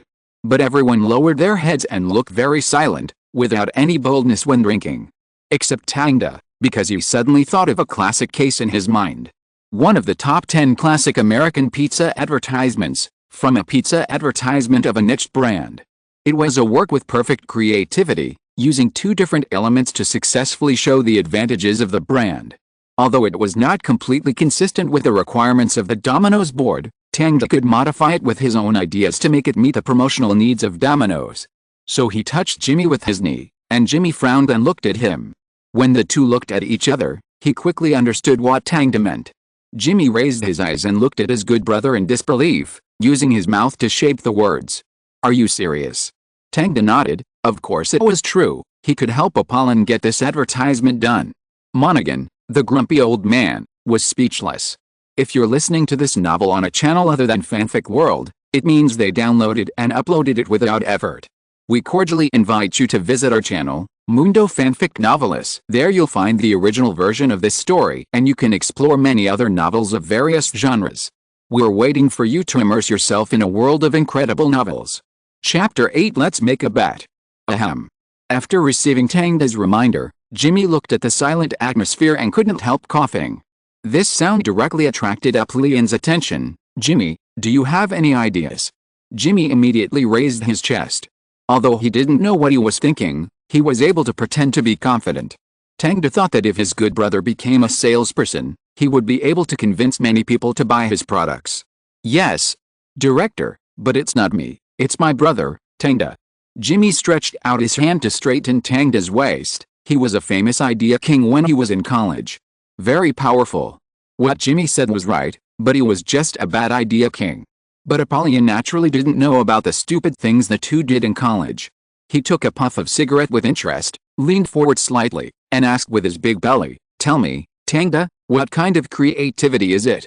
Tangda put down his glass and said, "In fact, I think your creativity is already perfect. Pizza, cowboys, very cool creativity. Cowboys themselves represent speed. Coupled with the size of the pizza, this advertisement itself does not need any changes. But that old guy is too greedy and wants to show the damn wired drawing, so I think as long as the original idea is slightly changed, he can shut his mouth." Yes, he is an old greedy ghost. This sounded comfortable. Apollon nodded, agreed with Tangda, and then asked, "How to change it?" Tangda saw that the foreshadowing was completed and everyone's eyes were on him, so he said his own idea. "It's very simple, just separate the characters and pizza." "Separate?" Apollyon looked at him puzzled. Yes. Tangda picked up a piece of toilet paper, folded it in half, and then pointed to the left. Here, put a Domino's pizza. It should be big, the bigger the better. The background is the store. Then he pointed to the right, put Cowboy Scarlett here, the same size as the pizza, and the background is the mountains. Then how do you connect them together? Jimmy made an assist at the right time. Tangda followed his words and explained, just put one piece of the pizza into Scarlett's mouth. Drawing. Dudley thought of the key point connecting the two photos. Yes, it's drawing. The pizza in Scarlett's mouth and the pizza in the store are connected by drawing. Tangda laughed. In this way, we get an advertisement that can show that the pizza is large, the delivery speed is fast, and it can be drawn. Everyone fell silent, not knowing whether this idea would be recognized by Monaghan. However, they vaguely felt that this idea seemed pretty cool, at least the elements that Monaghan wanted to express had been expressed. Apollyon didn't come back to his senses until the cigarette in his hand was almost burned to the end. He asked while extinguishing the cigarette butt, this idea, sounds good, can it really make Monaghan shut up? Tangda shrugged, I think there is no problem, we can try it. You can also think about it more, and then submit several different versions of ideas to him. Forget it, I don't have that kind of brain. Jimmy was the first to give up thinking. Dudley and the others also shook their heads to indicate that they didn't know how to think of advertising ideas at all. Director Apollyon wanted to persist, but soon gave up because of the alcohol. Okay, let's try it. He shouted loudly and picked up the bottle happily, come on, drink. Drink. Everyone started to cheer immediately. Suddenly, the sound of toasts was endless. Because the worries in his heart were temporarily put aside, Apollyon was more energetic in touching the girl's hand. That night, several people partied until very late. When Tangda woke up from the private room, he found the floor a mess. Except for the director and the photographer who went to the hotel, the rest of the guys were sleeping soundly on the sofa. Looking at the time, Tangda reached out and slapped Jimmy. What's wrong, brother? Jimmy climbed up from the sofa in a daze. Tangda carried him to the outside of the bar. After being gently exposed to the sun, he finally woke up. Oh, damn it. Jimmy rubbed his face, which still had a few bright red lipstick marks on it. Let's go, it's time to work. Okay, wait for me. Half an hour later, Tangda walked into the studio with a hot dog in his mouth. It was still early and the staff were all having breakfast, so the studio seemed empty, but Tangda found that there was a light coming from the crack of the dressing room door. He slowly approached and glanced through the crack of the door, and a familiar figure came into view. It was Scarlett. She was leaning against the back of the chair with her legs crossed. She seemed to be holding a script in her hand and reading it carefully. Her golden hair was dyed by the light, emitting a faint luster. Looking down from Tangda's direction, he could see that her polka-dot long skirt was bulging and filled up, and the slit of the skirt revealed tight black stockings, which went down her legs all the way to her feet. Perhaps because she was in a relaxed mood, her feet swayed with the ups and downs of her thighs, and her red high heels hung on her toes, revealing her smooth soles, and even a little flesh color could be vaguely seen through the black stockings. Seeing this tempting scene, Tangda couldn't help swallowing. Then he pushed the door open. Squeak. Who? Scarlett stopped swinging her legs vigilantly and looked up at the person who came. When she found out it was Tangda, her serious expression turned into a smile. It's you. Maybe I need to introduce myself again. Tangda also had a smile on his face. Tangda? Right. Tangda nodded, with a look of surprise on his face. Yes, you still remember me. Of course, I will always remember interesting people. Scarlett smiled and closed the script in her hand. So you recognized me yesterday? Tangda leaned against the wall and looked at her. Of course. Scarlett stretched out her white fingers and touched her chin, but I said, we have to meet in other cities to count, so. Okay, then do you mind making a bet? Tangda shrugged and made a suggestion. What bet? Scarlett narrowed her eyes, her upturned lips seemed to be covered with lip gloss, shining under the light, extremely seductive. Let's bet that the commercial can be shot smoothly today, and I can make your pretty face not covered by the pizza, and become one of the most important parts of the commercial. How about it? Scarlett raised her eyebrows in disbelief. I've done my homework and know Mr. Monaghan. He has a notoriously bad temper in the industry.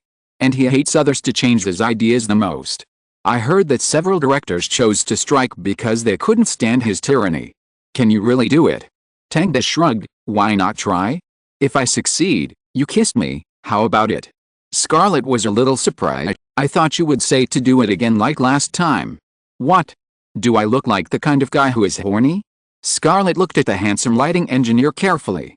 Although she didn't know where his confidence came from, it didn't hurt her. And, isn't it interesting? So when Tang stared at Scarlett's profile for a while, he suddenly heard Scarlett's affirmative answer, "No problem, that's settled." Chapter 9 Classic Creativity. Mr. Monaghan walked into the studio with a serious face just like yesterday, and the scene inside was exactly the same as yesterday, except that Dudley's camera was closer to the background poster. Mr. Monaghan, good morning. Apollyon looked in good condition, with a few white girls following behind him. He didn't seem to be defeated by yesterday's setbacks at all, and his face was still filled with a smile. Mr. Apollyon, so have you thought of the idea? But Mr. Monaghan went straight to the point, without any intention of greeting. Apollyon shrugged and patted his stomach. Of course, Mr. Monaghan, the new idea is this. He recalled Tang's words while telling Monaghan. Although he stumbled a little, he still told the general idea. At the same time, in order to increase the persuasiveness, he also drew a rough advertisement picture on the notebook. Although his drawing skills were really bad, the characters were drawn ugly and the pizza was drawn into a mess, which made the white girls behind him a little embarrassed. But Mr. Monaghan unexpectedly did not refute, but just kept looking at the poor painter in deep thought, until Apollyon stared at him and waited for a minute. He came to his senses and raised his head. So what do you think, Mr. Monaghan? Apollyon was a little nervous. Yesterday, Mr. Monaghan criticized him too harshly, causing him to be afraid that this grumpy old man would do something weird again. The other staff also turned their attention to him, and everyone was waiting for Mr. Monaghan's reply. But Mr. Monaghan shook his head, as if he was not satisfied with this idea. Oh, damn it. Jimmy's palms were sweating in the distance, and he slapped the lampshade directly when he saw this. Apollyon and Dudley were also a little disappointed, sighed, and felt that this advertising shoot might be ruined. But the next second, Mr. Monaghan clapped his hands and laughed. I've been thinking about it for a long time, but I still can't think of how to modify it. It's an impeccable idea. Wow. Jimmy's eyes widened, and the other staff cheered after a brief moment of stunned. Hearing this, Dudley whistled and kissed his camera hard. Apollyon smiled again and hugged the white girl next to him. Great, this idea is really great. After praising, Mr. Monaghan looked at Apollyon, holding up his painting and couldn't help but interpreting, look here, the left and right separation is really a perfect idea, making the pizza alone on the left, it looks like a huge person. The fillings on it can also be seen clearly. And the cowgirl is located in the mountains on the right, which contrasts with the environment of the store on the left, and suggests to the audience that the two places are far away. Yes, that's right. Apollyon nodded, as if he was thinking about creativity in this way. But Mr. Monaghan didn't finish his words. But the most important thing is the piece of pizza in the girl's mouth. It is tied to pizza with strings. I think it has two meanings. The first is that our pizza has enough cheese. The second is that our delivery speed is fast. Even though the two places are so far apart, it can still be tied after delivery. Apollyon, am I right? Apollyon didn't know how to answer. Damn, he didn't know what this idea meant at all. Of course, but this idea is not entirely my idea. Hey, Jimmy, Tangda. Apollyon waved his hand, and Jimmy immediately pulled Tangda over. In the dressing room not far away, Scarlett, who was waiting for the commercial shooting, heard the director shout, suddenly stood up, walked to the door and watched them push Tangda into the middle of the crowd. It seems that the idea that was affirmed by Monaghan was thought up by this mixed-race boy. Her agent Brian came over and smiled. It seems that you don't have to cover your face with pizza anymore. I didn't expect him to really do it. Scarlett raised her eyebrows and smiled. What? Brian didn't hear clearly. Nothing. Scarlett shook her head and looked out the door again. Tangda. This young man came up with an idea. Apollyon hugged Tangda. Tell Mr. Monaghan, how did you come up with such a great idea? Tangda nodded and explained with a smile, in fact, this idea is also extended from Mr. Apollyon and your ideas. I just refined it a little bit and changed the form. I also want to thank Mr. Apollyon for his guidance. Apollyon was very satisfied to hear this, and he liked Tangda more and more. Usually, he was used to seeing those reckless guys who tried their best to show off their talents. But where is this place? This is Hollywood. Hollywood is the most particular about division of labor and teamwork. What's the use of having good ideas? Can you realize it? Or do you plan to do it all by yourself without relying on anyone? As long as others make trouble, those reckless guys will often fall into the quagmire and exit sadly in the endless wrangling and tedious work. After hearing Tang's answer, Monaghan also looked appreciative. This is your credit, don't be so humble. He picked up the messy painting again. Look at it, how wonderful, big, fast and brushed. I believe this outdoor advertisement will definitely stimulate the appetite of those who see it. Although your painting is really bad, as sloppy as the logo of Pizza Hut. Chameleon, who was teased by Monaghan, laughed a few times and boasted, Domino's will definitely sell out in New York. But the next second, he heard Mr. Monaghan's rebuttal. No, not just New York. I will spread this advertisement all over the United States. Before it goes on the market, I want everyone in the United States to know Domino's. Monaghan became more and more excited, and his spit splashed on Chameleon's face. Then let's start shooting now. Chameleon picked up the microphone and couldn't wait. Let's get started. I also hope to see the sign of this advertisement standing on the driveway outside as soon as possible. After Mr. Monaghan confirmed, the studio immediately went into work. Scarlett was wearing a sexy denim outfit, pretending to eat pizza in her mouth, but her hands were empty. Because the brush pizza will appear in the form of an external billboard, Scarlett needs to constantly adjust her posture to leave room for the future. Yes, great, turn slightly left. Dudley asked Scarlett to move back and forth to find the most suitable posture. The lamp in Tang's hand also rotated to prevent Scarlett's face from being obscured by the shadow. As for Jimmy, he could only watch from the side and help when moving the lamp. Now he has completely become Tang's subordinate in terms of lighting. The filming of the advertisement was very fast and smooth. Scarlett's face was completely exposed in front of the camera, and every detail was clear. The shooting of the pizza was also simple and easy. The outdoor advertisement was declared completed before noon. When Apollon shouted the word finished from the microphone, everyone breathed a sigh of relief. After Mr. Monaghan left the studio, everyone was suddenly much happier. Even when moving props, they began to make appointments with each other for a drink in the evening. However, Tang and Jimmy had been pulled to the director's side at this moment, and were surrounded by the group of beautiful white girls together with Dudley.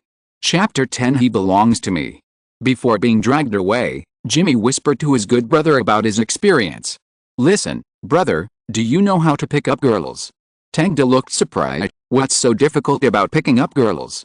Seeing that he didn't care, Jimmy immediately raised his hand, not just picking up ordinary girls, but picking up girls who have dreams of becoming Hollywood stars in their heads. Do you know how to do it?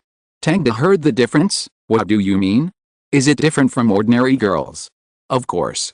Jimmy's eyes widened. This is Hollywood, brother. It's still a long way to go. It's just an advertisement. Tang poured a basin of cold water on him. What's wrong with advertising? So many Hollywood actresses made their debut by modeling covers and advertisements, such as Kelly Brook and Lisa D'Amata. They're all very popular, okay? Jimmy retorted a few times, and then explained, you don't understand, brother, for those. He pointed to the girls surrounding the director and photographer in the distance and said, for girls who are eager to enter Hollywood, you are the ticket. Ticket? Of course, as long as you can provide them with opportunities, or show that you can provide opportunities, they will rush to you crazily, without you taking the initiative at all. So, what should I do? Tang leaned his upper body against the wall with his arms folded in front of his chest.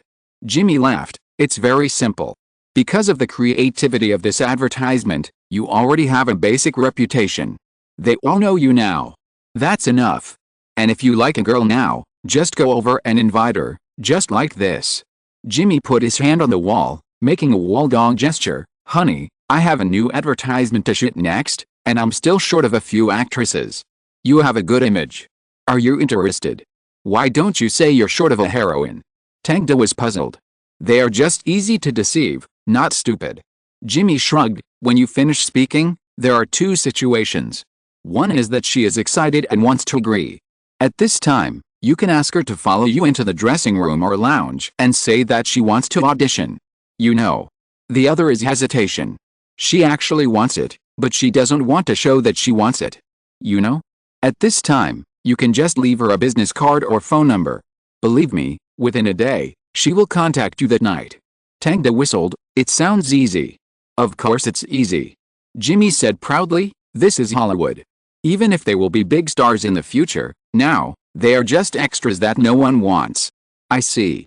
Tangda nodded after being taught the techniques of picking up girls. Although it is not very useful at the moment, after all, the girl in the dressing room is the one he is most interested in. Obviously, this method does not work on her. At this moment, Tangda, Jimmy and Dudley are standing beside the director, watching him appease those girls who came for the role but have no room to play. Hey, girls, don't be impatient. Apollon sat on the chair, with wrinkles on his face. This is just the beginning. I have many more commercials to come. Leave your name and phone number, and I will give you a chance to audition. Don't worry, everyone will have one. Hearing this promise, the girls came forward to thank the director with kisses and hugs. Apollon hugged left and right for a while, and continued, by the way, I have a party tonight. Are you interested? They are all directors and producers in the industry. Does anyone want to meet them? Of course. These girls are proactive, and they will not let go of the opportunity. Tangda, Jimmy, you guys should also come to participate. Especially Tangda, you are my great contributor. I believe that after leaving school, you will definitely become the idea king of the advertising industry in the future. Apollon praised Tangda highly, even pulled him over to hug him, and then said to the other girls, you must grasp this handsome boy well. Wow, maybe he will become a hot advertising king in the future. After that, he pushed Tangda forward, letting him feel the enthusiasm of the girls. In fact, someone had already set his eyes on him, and without waiting for others to introduce themselves. A white girl with long blonde hair took Tangda's arm first, raised her chin to declare her sovereignty to others, and waited until the other girls retreated before letting go of her hand and introducing herself generously. Hello, my name is Katie. Her eyes were bright, but Tangda could see her ambition in them. Tangda. After the two shook hands, Katie suddenly moved closer, pressed her body against him, then raised her chin and bit her lip, and said in an ambiguous tone, I think you are very handsome and talented. Are you free later? I have something to ask you, can you help me solve some doubts? As she spoke, she touched his arm with her chest, and her fingers gently stroked Tangda's palm. Solve doubts? Tangda's mouth curled up, and he was afraid that he would unbutton his clothes. But I have to say that this feeling is really enjoyable. No wonder Jimmy and Dudley are so keen on picking up girls on the set. But before Tangda responded, he heard a crisp sound of high heels in the distance. Apollon and others who were originally immersed in the gentle land immediately raised their heads. It turned out that Scarlett and her agent were walking towards this place. It seems that they want to leave the set.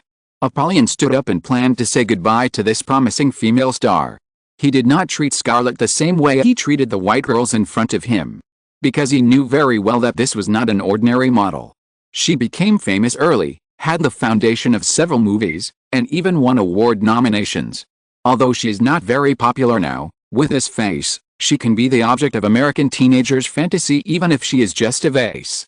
So Apollon smiled and stretched out his hand, wanting to say goodbye to Scarlett formally. Others stopped talking, and the girls looked at this Hollywood female star with admiration and excitement, while Jimmy and Dudley rolled their throats, and the pair of black silk long legs that were looming in the long crowd were really tempting. Da. Scarlett walked closer and closer, and soon came in front of everyone.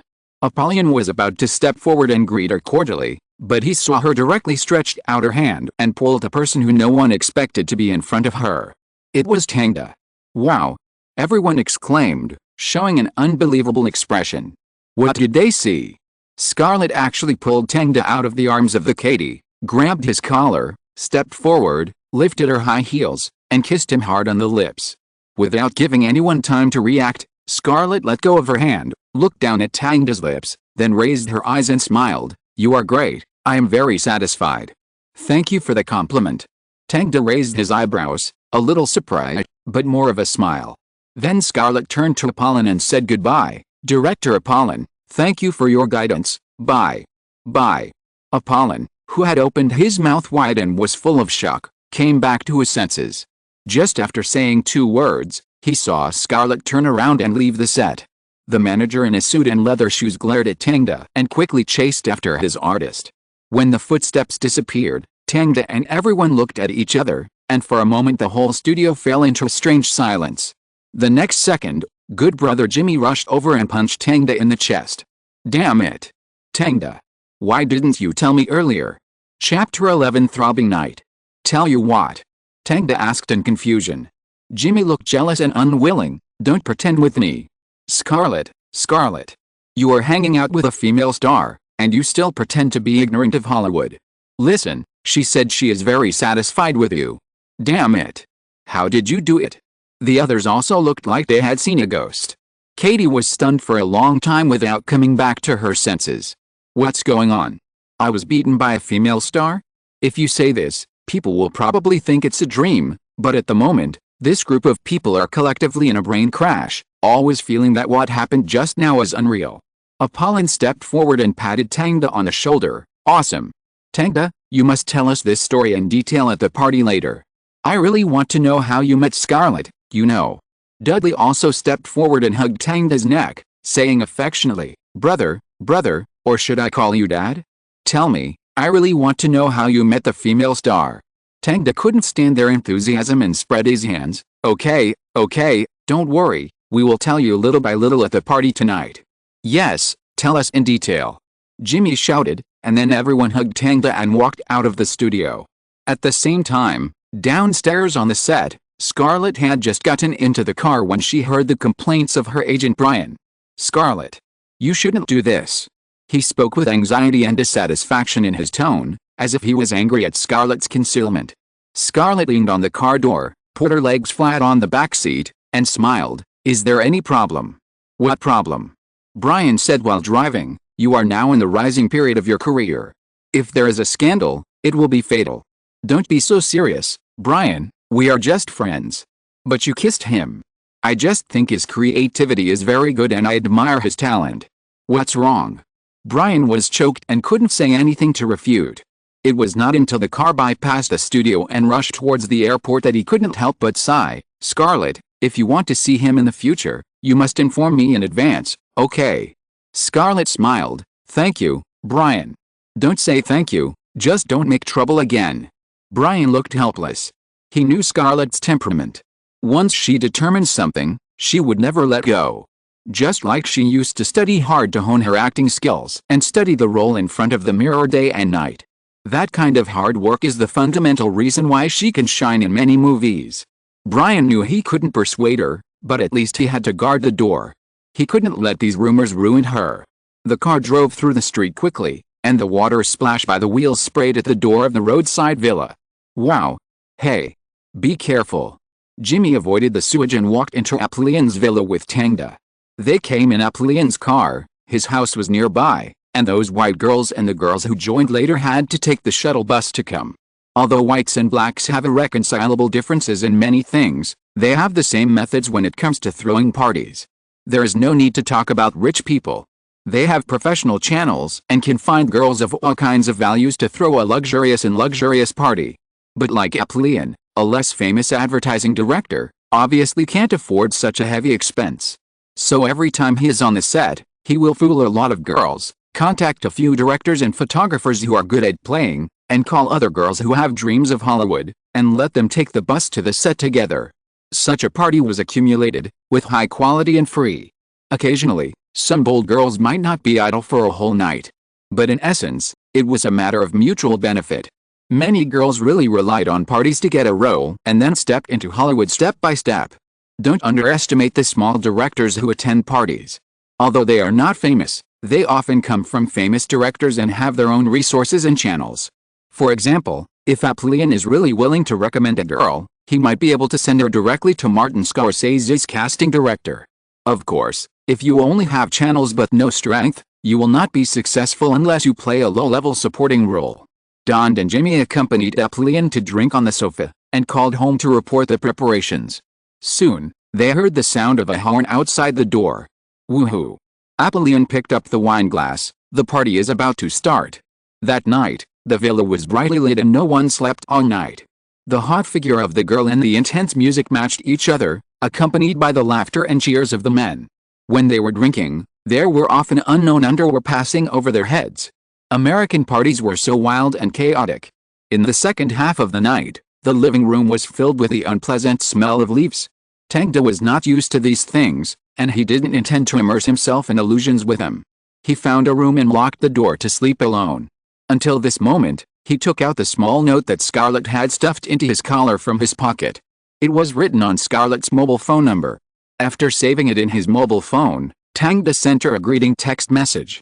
Thinking that she would not reply today, Tangda was about to lie on the bed and sleep, but unexpectedly, Scarlett called directly. Tangda picked up the phone in surprise. Hello. Hello.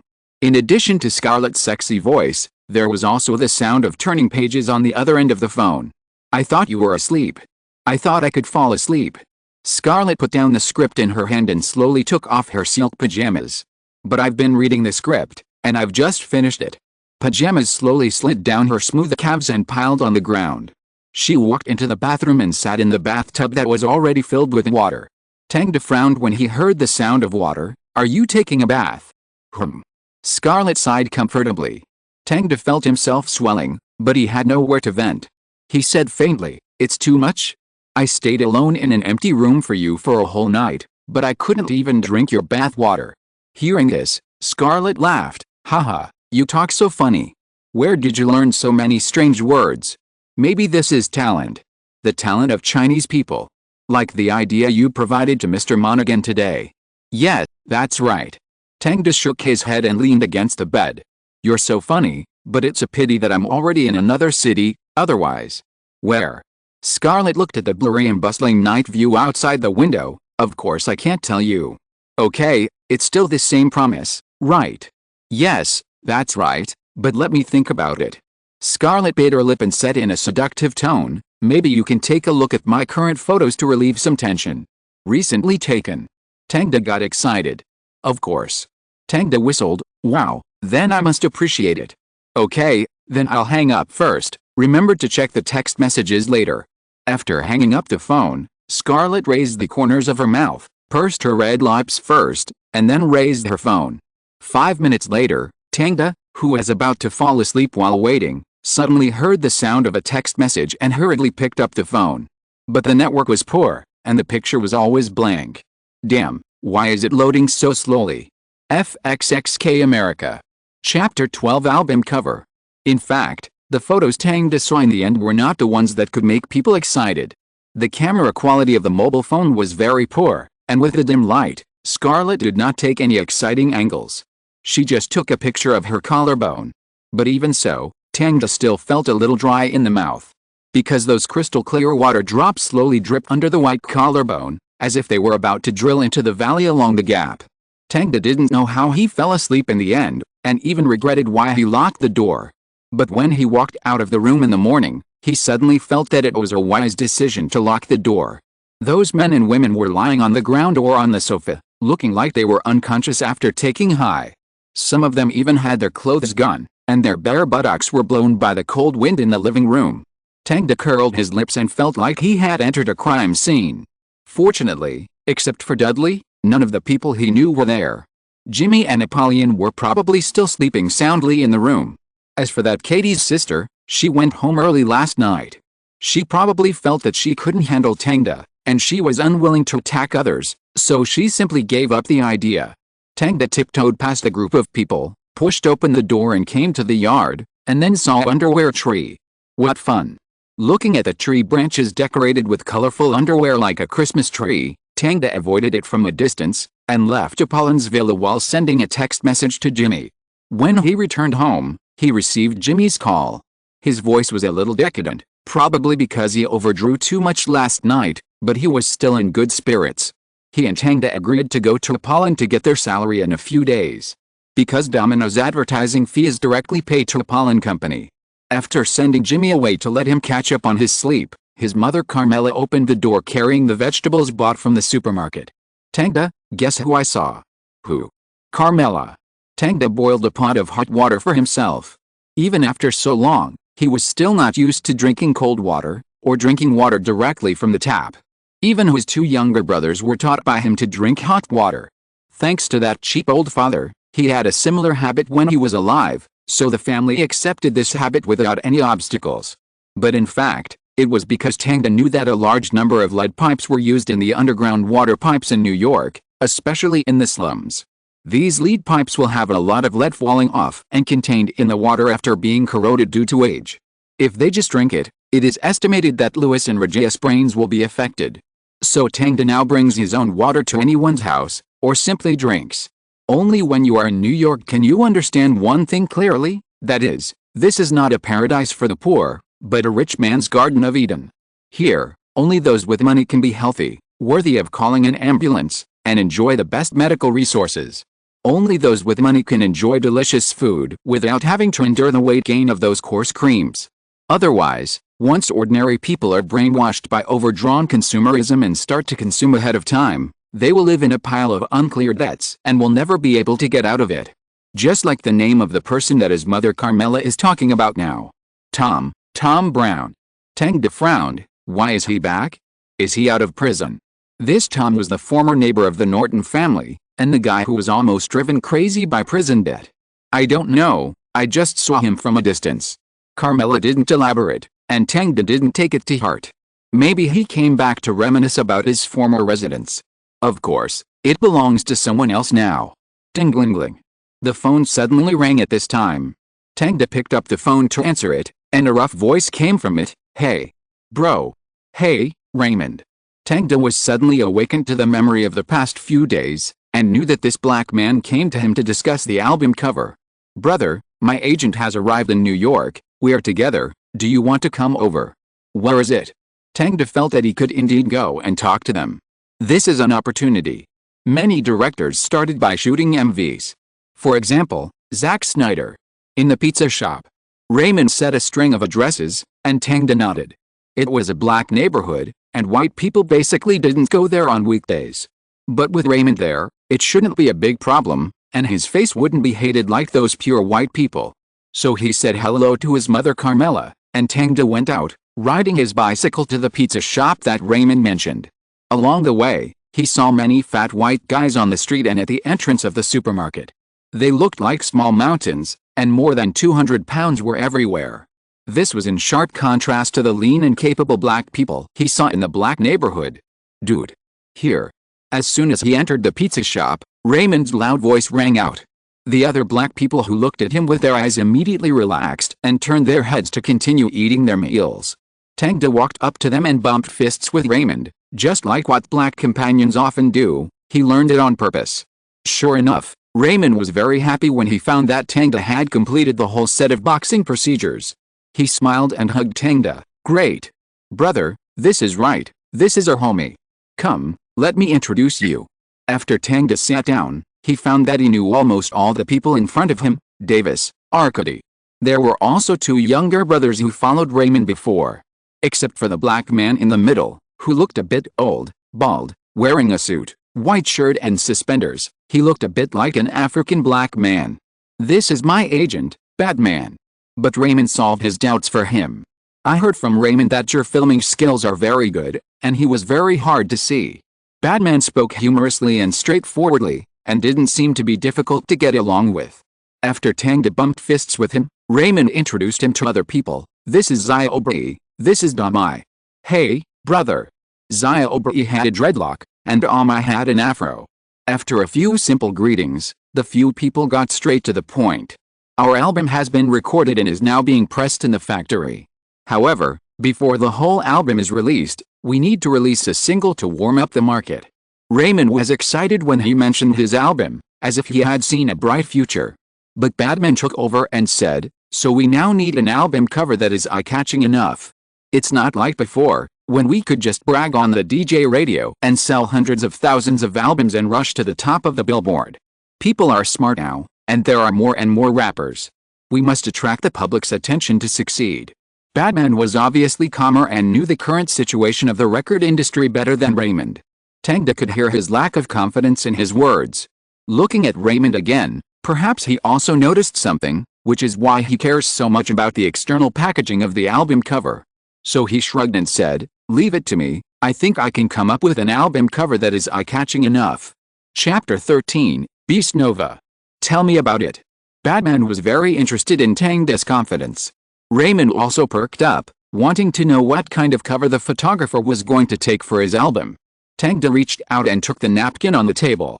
Well, it was a napkin again. I don't know why he always talked about creativity in this place. But there was nothing to complain about. Tang took the square napkin and said, "If this is Raymond's album cover, sorry, can someone give me a pen? Hey." Davis called the waiter and asked for a pen and threw it to Tang like a dart. After Tang grabbed it, he used the pen to draw a simple shape on it. It was much better than Apollin's painting skills. At the top, a row of English letters were used to represent the album name. At the bottom, a figure outline was drawn and smeared with a pen. "This is where your album name is placed, Raymond. What's it called?" "Beast Nova." Raymond took a sip of Coke and said the name of his album. Tang raised his eyebrows. He had never heard of this name. It should belong to a very ordinary hip-hop album. But this is normal. Every year, there are too many black hip-hop singers releasing albums, but only a few of them are really famous. And they may not be alive now. So in his opinion, Raymond's album is destined to fail. What he did was nothing more than carving flowers on shit, packaging it from stinky dog shit that people hate but drugs love to a pile of fragrant dog shit that doesn't look so bad. Although the taste is the same when you put it in your mouth. Okay, Beast Rising Star, put it on the top. Tang took a pen to explain to Batman, and the color of the album cover will be unified in red, and the font will be golden. What's below? Beast? Davis couldn't help asking, but he was hit by his brother the next second. Stinky boy, that's me. Raymond saw the meaning of Tang's painting, so I'm below the title, but it doesn't seem to be anything new. Batman thought about it and said, "Yes, this album cover sounds a bit simple." Tang smiled. Of course it's simple, whether in terms of typesetting or shooting. But this does not mean that the album cover is bad. In fact, the idea he mentioned comes from the cover of the song Starboy by The Weeknd in 2016. This is a song he collaborated with the band Daft Punk. Once released, its MTV won the Best Pop Video Award from the European Music Awards.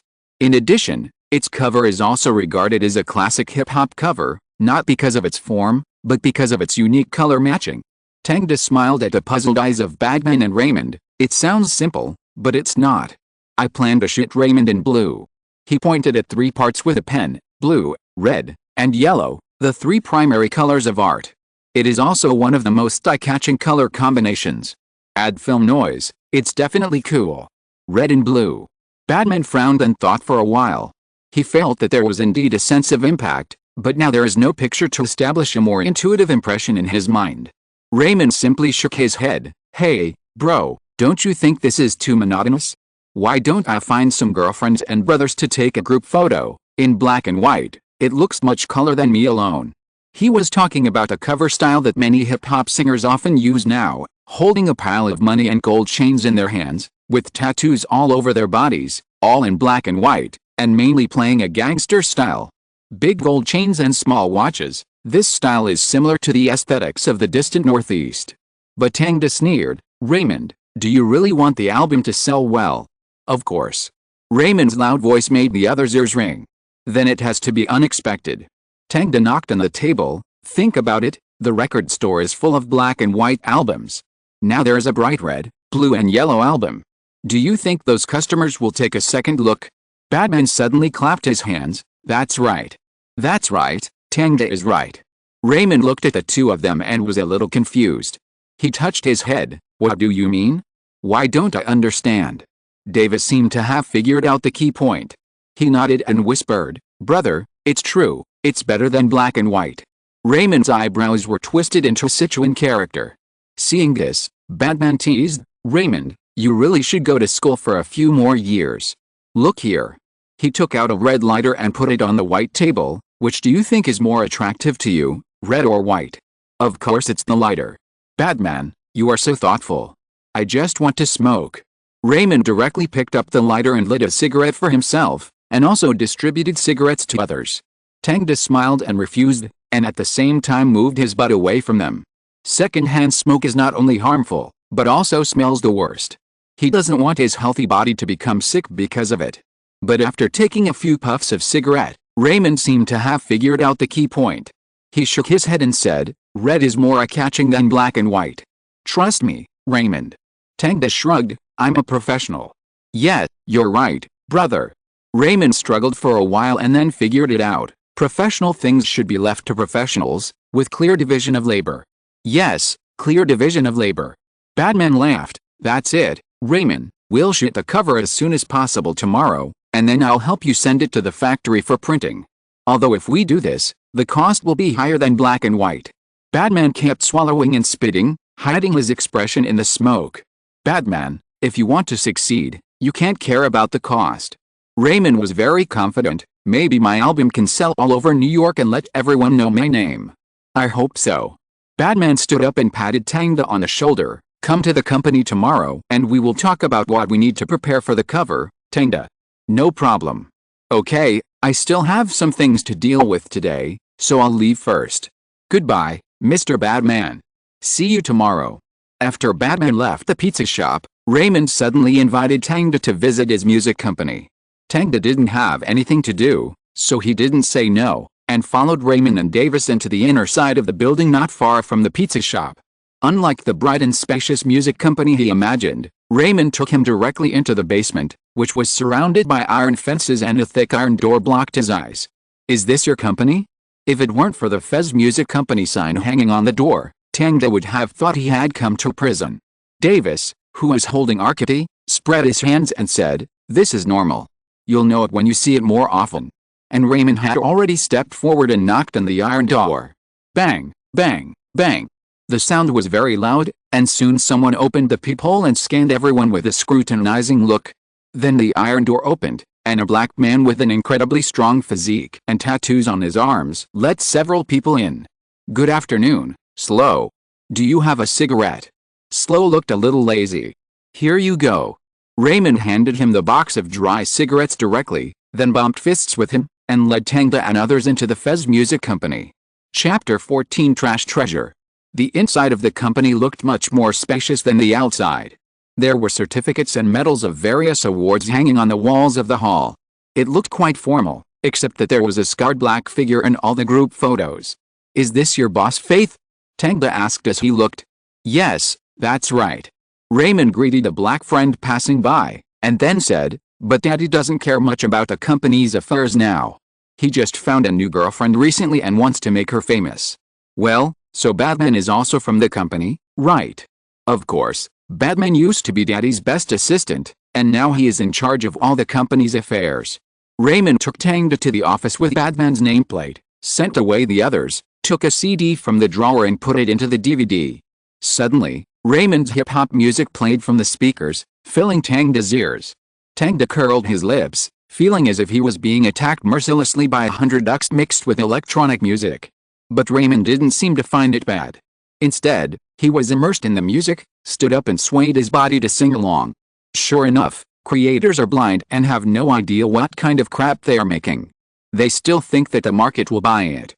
They will not recognize their own strength until the performance is far below expectations. Raymond. After listening for a while, Tang couldn't stand the noise and woke up Raymond, who was swaying his body and treating the office as a dance floor. "What's wrong, brother? If I listen to it for too long, my mother is still waiting for me to go home for dinner." Tang couldn't say that the song was terrible, so he could only use his mother as a shield. However, Raymond sympathized with Tang. "I understand, brother. The most important thing in the world is the agreement with your mother. Let's change to the next song." Tang breathed a sigh of relief, thinking that black people are more reasonable in this regard. After all, they have been in single-parent families since childhood, and their mothers are the most important people to them besides their brothers. Moreover, the fighting power of the black ants should not be underestimated. Don't look at the blacks from various gangs who are making a lot of noise outside and act like they don't care about anyone. But once they get home, it is common for their mothers to grab their ears and beat them with rolling pins. The second song soon sounded, and this one made Tang's eyes light up. It's not because it's so good, but because compared to the first song, this song seems more normal and ordinary. Raymond didn't try too hard in this song. His rough voice accompanied by a slightly gentle rhythm seemed very affectionate. With a little bit of hazy electronic music, it was much more pleasant to listen to. Although there was still nothing special, at least Tang's ears didn't suffer. Of course, the lyrics were still the same old routine of hip-hop singers. "My girlfriend is very beautiful, my cigarettes are very hot. My sports car is very expensive, and I sleep in a big house every night. Then I will make a name for myself, bring my brothers, thank God, and then shit all those who don't like me. It can only be said that no matter how things change, they still remain the same, but it is a bit too difficult for these black guys with a low cultural level to write lyrics. After listening to the second song in its entirety, the two quickly listened to the rest of the album's songs. As a result, Tang found that only the previous song was the best, a treasure in the garbage dump. How is it? Man. Isn't it very exciting? Very cool. Very manly. Raymond sang along with energy all the way, shaking his body and asking Tang what he thought. I think it's great, but I personally like the second song more. The second song? 8 hours later? Well, I thought you would like the song B-Star. He was talking about the first ear-shaking song. Tang reached out and patted his arm. Both are good, brother, but you also know that everyone's listening habits are different. That's right. By the way, have you shot a music video? No, but Batman is already looking for a director. Raymond's face was filled with excitement again. 12 songs. I want to shoot 12 music videos. Wow, this time I'm going to find a lot of beautiful girls, and rent a few luxury cars to show off my dancing skills. Tang scratched his head, wondering why this guy was so obsessed with finding girls, and so many people shot music videos like this. The audience had long been aesthetically fatigued after so many years. But as an outsider, Tang could not say anything. He could only wish his ideal would come true. After leaving Feish Music Company, Tang returned home smoothly and rested at home for half a day. The next morning, he went to the underground magazine where he worked. He planned to shoot a series of photos for the new issue, but the female model suddenly regretted and wanted to cancel the contract. Tang talked to the editor-in-chief of the magazine and found out that this female model was shooting such large-scale content for the first time. She said that she was a devout Catholic and was fooled by someone this time. But the arrow was on the string and had to be shot. The editor-in-chief thought that the girl's figure would definitely boost sales, so he refused to let her go no matter what. In the end, Tang took action and found a half-face mask commonly used in masquerade balls for the female model to dispel her psychological doubts. Because of this, her impression of Tang suddenly became very good. She also took the initiative to flirt with him and wanted to ask him out for dinner. As a result, during the shooting, she was relentlessly scolded by Tang. The tyrant look frightened the female model from the bottom of her heart, and she even thought that Tang was possessed by Satan. After the photo shoot, Tang said, "You are the worst model I have ever photographed." She was so upset that she even forgot to return her mask and fled the studio in a panic with her payment. Looking at her back, Tang wiped the lens and sighed, "She is so fragile." At 4 o'clock in the afternoon, he rode his bicycle to Feish Music Company again. Because he had met with Slow yesterday, he easily entered through the iron gate. Today, Raymond was not there, and his group of brothers were not there either. Only the sound engineer was in his own studio. Tang approached and stopped, and could still hear the fierce collision inside. Tisk. He shook his head and quickly crossed a corner to the door of Batman's office. But suddenly he heard a very fierce voice coming from inside. Not that kind of voice, but Batman's own voice. "Listen. I'm just trying to make amends now. Those sons of bitches in Los Angeles mocked us for being guerrilla rappers, those in Philadelphia said this album should be sold in zoos, and those in Chicago said we were smearing black rappers. Fuck it, they were already black, why do they need to smear them? The radio stations here in New York are only after our money. No face, nothing. They even asked for a higher price than others. They also said that if this song is played on their radio station, it will definitely become the culprit for the peak of traffic accidents in New York. I've said it a long time ago. Don't go with this style. But you don't listen, and Raymond doesn't listen either. So we have to control costs. Faith? 10 songs? Not even one. FXXK, 3 songs. Just 3 songs. Who wants to bargain with you? Tang stood at the door until the voices inside stopped and he heard the sound of a chair falling backwards under the weight of his body before he knocked on the door. Dong dong dong. Come in. If you're listening to this novel on a channel other than Fanfic World, it means they downloaded and uploaded it without effort. We cordially invite you to visit our channel, Mundo Fanfic Novelist. There you'll find the original version of this story and you can explore many other novels of various genres. We're waiting for you to immerse yourself in a world of incredible novels. Chapter 15, $10,000. Good afternoon, Tang. Batman was not wearing a suit at this time, and his overalls were bulging on his belly, making him look a little bloated. Good afternoon, Mr. Batman. Tang said hello and sat on the chair opposite the desk.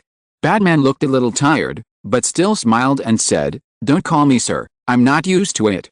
"Okay, Batman. This sounds much closer. Remember, black people hate the social etiquette between white people the most. Especially here, in the northern part of New York, this is the black territory."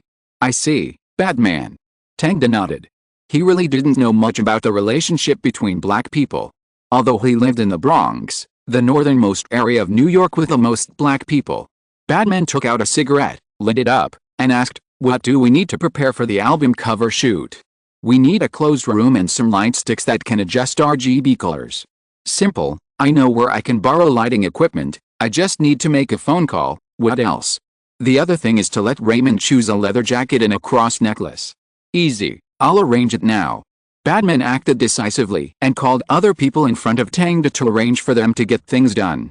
Then he suddenly asked, "You should have listened to Raymond's songs yesterday, right? What do you think?" Tang raised his eyebrows, not knowing what Batman meant by asking this, but from the phone call he vaguely guessed that the agent in front of him didn't have much hope for this album, so he said half-truthfully, "I don't usually listen to hip-hop, but I think that song 8 Hours Later is pretty good." "Not bad." Batman puffed out smoke, and his expression was unrecognizable. "Do you think it will sell well?" "I can't say, I'm not a professional." Tang didn't respond directly, because he knew very well that this album had no hope of selling well, and it was good enough to not lose money. It can't be blamed on companies and DJs in Chicago, Los Angeles and other places for not buying it. Raymond's rough voice is completely uncontrolled, like the roar of a beast, but he is not a rock singer, and he doesn't have his own unique rap rhythm. The audience can't even hear the lyrics clearly, and it's a pity that they can like it. "Okay, then do you think it's necessary to shoot an MV for this song?" Hearing this, Tang suddenly realized that Batman was entangled in this matter. Just like what he argued with the person on the phone, if only 3 MVs are shot, then which songs to shoot MVs for is the top priority. However, Tang has a different opinion on this, and said bluntly, "To be honest, Batman, I think if you need to shoot an MV, it is best to spend all your efforts on one song." "One song?" Batman frowned. "Why?" "Because of the cost." Tang accurately grasped what he was thinking. If a song can be shot effectively and attract attention, and then the entire album is released, I think the sales will be higher than directly releasing the album. Batman thought for a moment. "You are right, that's right. But who knows which song the market likes?" I said, "Or you can ask the radio station's taste." "Well, you are right, after all, they deal with listeners every day, and they must know their preferences." Batman agreed with Tang's suggestion. "In fact, if you are short of MV directors, I can do it too." After confirming the shooting time, Tang suddenly mentioned his own ideas. "MV director." Batman thought for a moment. "How about we talk about it after we finish shooting the album cover?" "Of course, no problem." Tang stood up and left, and suddenly said in front of the door, "Batman, I have another question." "What?" "If I shoot the album cover, I must make sure of one thing, that is, no matter what I say or do, everyone else must follow. There can only be one voice on the scene, and that is me. Is that okay?" Batman shrugged. "Of course, no problem, we respect professionals." "Then it's settled." Tang turned and left the office. Batman immediately called Faith again. "Fez, I figured it out. We're only going to shoot the MV for one song for Raymond's album." No, it's not that I don't like his album, but this way we can maximize the benefits. We only have so little money, so of course we have to spend it on the most critical things. Listen to me, first find a local radio station and ask them to help us choose a song, and then release the single after shooting the MV. As long as the market response is good, the sales will naturally increase when the album is released later. "What? Beaststar? This song is not good. Can't refute it?" "Faith, you're starting again. Although you are the boss, you don't understand music." "Bullshit, of course I understand. I've brought so many singers." "FXXK, have you already made an agreement with Raymond? I'm really going to be pissed off by you." Okay, just release the Beaststar that can scare people to death. Release the album cover immediately after shooting. Don't even think about the MV, That's just throwing money away." Listening to the irritable voice coming from the room, Tang was amazed. He had already left, but suddenly remembered that he hadn't asked about the remuneration, and as soon as he reached the door, he heard Batman's angry roar. I don't know what kind of person Raymond's father, Faith, is, who can make Batman so angry. But it's none of his business. The most important thing for him now is to get the album cover done and get the money. That night, Jimmy came to find Tang again and took him to Apollyon's company. In fact, it's called a company, but the overall area is not even as large as Faith Music Company. It's just a studio at most. Usually, these people don't work in the company. They either work part-time on the set or have parties in Apollyon's villa. And this time, Apollyon picked up the Domino's advertising shoot on the set, because the original director was fired by Monaghan on the spot because his creativity was not up to standard. As for Scarlett, she was also the original actor, and she got the most money for the entire advertising fee.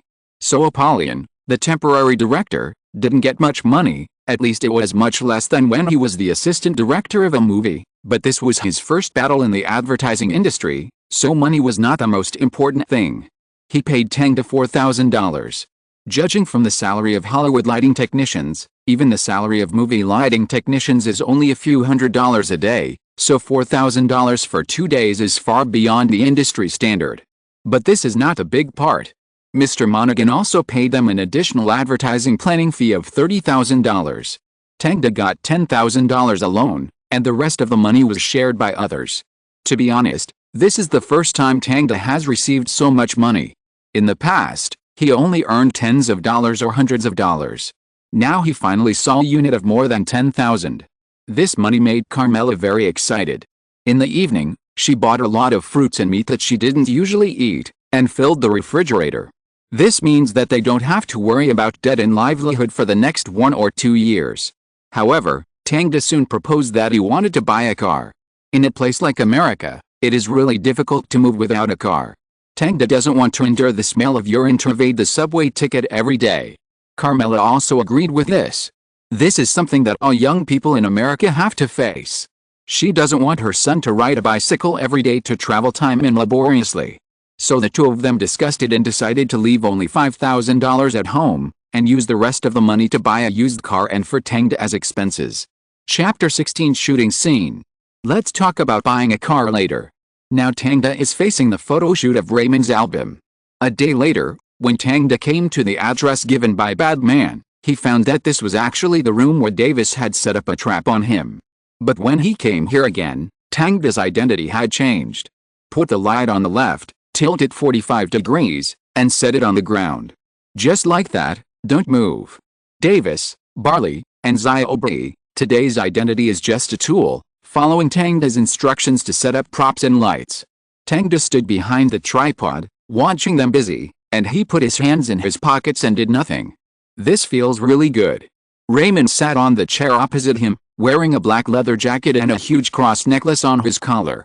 He looked at the blue lights around him, wowed, and posed several poses like he was pretending to be cool. Tang, take more pictures. The scene in front of him made him feel like he had become a big star, and he was very excited. Tang also nodded, did not refuse his request, and took a few pictures of him during the preparation process. Davis, turn the light stick sideways. Bullshit. I told you. 45 degrees. Are you playing with children's building blocks? Tang was usually easygoing, but once he arrived at the shooting site, he seemed to be possessed by a demon. His expression and tone made Davis feel that he was more like a beast than his brother. He wanted to refute but didn't know how to refute. He wanted to hide him, but his brother obviously wouldn't let him do that. Damn. For the first time, Davis felt that he didn't go to school enough. If he knew more, he would definitely not be scolded by Tang. So he could only hold his anger and kick the corner of the table with a clanging sound to express his dissatisfaction. However, the light sticks that needed to be moved had already been moved according to Tang's instructions. Tang sneered. He liked the way these guys were dissatisfied with him but couldn't hit him. To be honest, Davis, with his small physique, might not be able to beat him. After all the preparations were done, Tang looked into the room. At this time, the windows had been closed and blocked with foam boards. Raymond sat in the center, surrounded by blue light sticks, his leather jacket reflecting the light faintly, and his face was also covered with blue. But there was also a big light shining on the ceiling, making the space bright, so that there would not be too much noise when shooting. Come on, Raymond, be cooler. Tang looked at the viewfinder. Raymond put his hands together and placed them on his chest with an indifferent expression. No, no, no, this won't work. It looks like you're praying. It's not like that. Raymond. Hold your head with your hands. Raymond frowned. Why do you want to hold your head? Shouldn't you be more confident? This posture now makes me feel like I'm being pointed at by a policeman with a gun. That's right. Tang snapped his fingers. That's the feeling. Why? There are not so many whys. Listen to me. Raymond. FXXK, Tang, you can't be so strong. Raymond also felt the same frustration as Davis, feeling like he was being manipulated and played by Tang like a toy. FXXK. Raymond. But Tang didn't care about anyone's opinion when shooting. I am a photographer. You must learn to respect. I don't care about others, my work must achieve the best effect. No exceptions. If you want to explain, then I will explain it to you, it's color and more eye-catching. Do you understand? Perhaps Tang's tone was too firm and his eyes were very firm. Raymond, the black tough guy, stepped back for the first time, hugged his head and looked down. Davis, who was not far away, felt very happy. He was always taught a lesson by his brother, and now it was finally his turn. Even Barley and Ziobai didn't have any extreme reactions, because Batman had explained in advance that Tang was the boss at the shooting scene, which was the premise of the shooting agreed by the two. But even if Raymond did it, Tang was still not satisfied. Raise your head. Beast. You have to look at the camera with fierce eyes. I'm not asking you to stare with big eyes like a retard. Fuck, Tang. Fuck, Raymond. Be fierce, wrinkle your forehead. You have to show anger. Anger is your only emotion in this rotten life. Think about your brothers who are suffering. Think about your mother. Think about the father you have never met. Think about these stinking streets and those white cops who discriminate against you all the time. In this country, you will never have a chance to make a name for yourself, except for this moment. Now, this is the only chance for you to break out of the cage. You can't accept being bound. You have to kill all obstacles. Fuck, kill them. Raymond was really enraged, and his expression became more and more ferocious. That's right. That's it. Control your anger, Raymond. Put away your emotions and convey them with your eyes. Tang finally saw the effect he wanted, and directly pressed the shutter to record this moment in the camera. Beautiful. Done. Raymond's expression was far more powerful than the original album cover. Under the blue light, his eyes looked like a beast that could devour people, which was intimidating. Raymond himself was a little dazed after the photo shoot, and it took him a while to get out of that anger. Tang, you are such a devil.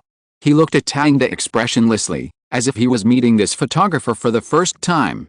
Tang smiled, thinking that he was complimenting him. In the evening, several people returned to Fish Music Company and went to a large music recording studio under the leadership of Batman. This was a place under EMI Records. There were computers they needed here. Batman originally planned to directly send the photos to other companies for processing, but Tang was not used to letting others handle his photography works. After all, the workload of a picture was not large, and whether the outsourcing company could understand his requirements was also a problem. If repeated revisions were required, he could have taken a part-time job to take a few more photos with his time. Turning on the computer, Tang clicked on the latest version of PS. Since Adobe launched the first PS in 1990, it has rapidly evolved to 7.0. Of course, it cannot be compared with the PS of later generations, but the functions Tang himself needs are not very difficult. Put a picture on it and cut out the portrait. Yes, the PS in 2002 can already cut out pictures. Then change the background to red, add the title of Beast Nova and some simple noise effects, and a cover is perfect. When Batman and Raymond saw this album cover, they immediately felt its amazing charm that transcended the times. The staff on the side were also watching, and suddenly swore inside. Damn, this album cover will definitely sell well. Chapter 17, Candy Paper Wrapped Shit. Releasing an album is certainly not an easy thing, but Tang doesn't need to worry about it. In the past few days, apart from visiting Apollin's company from time to time, he also took photos for the New York Underground art magazine. As expected, the female model sold out.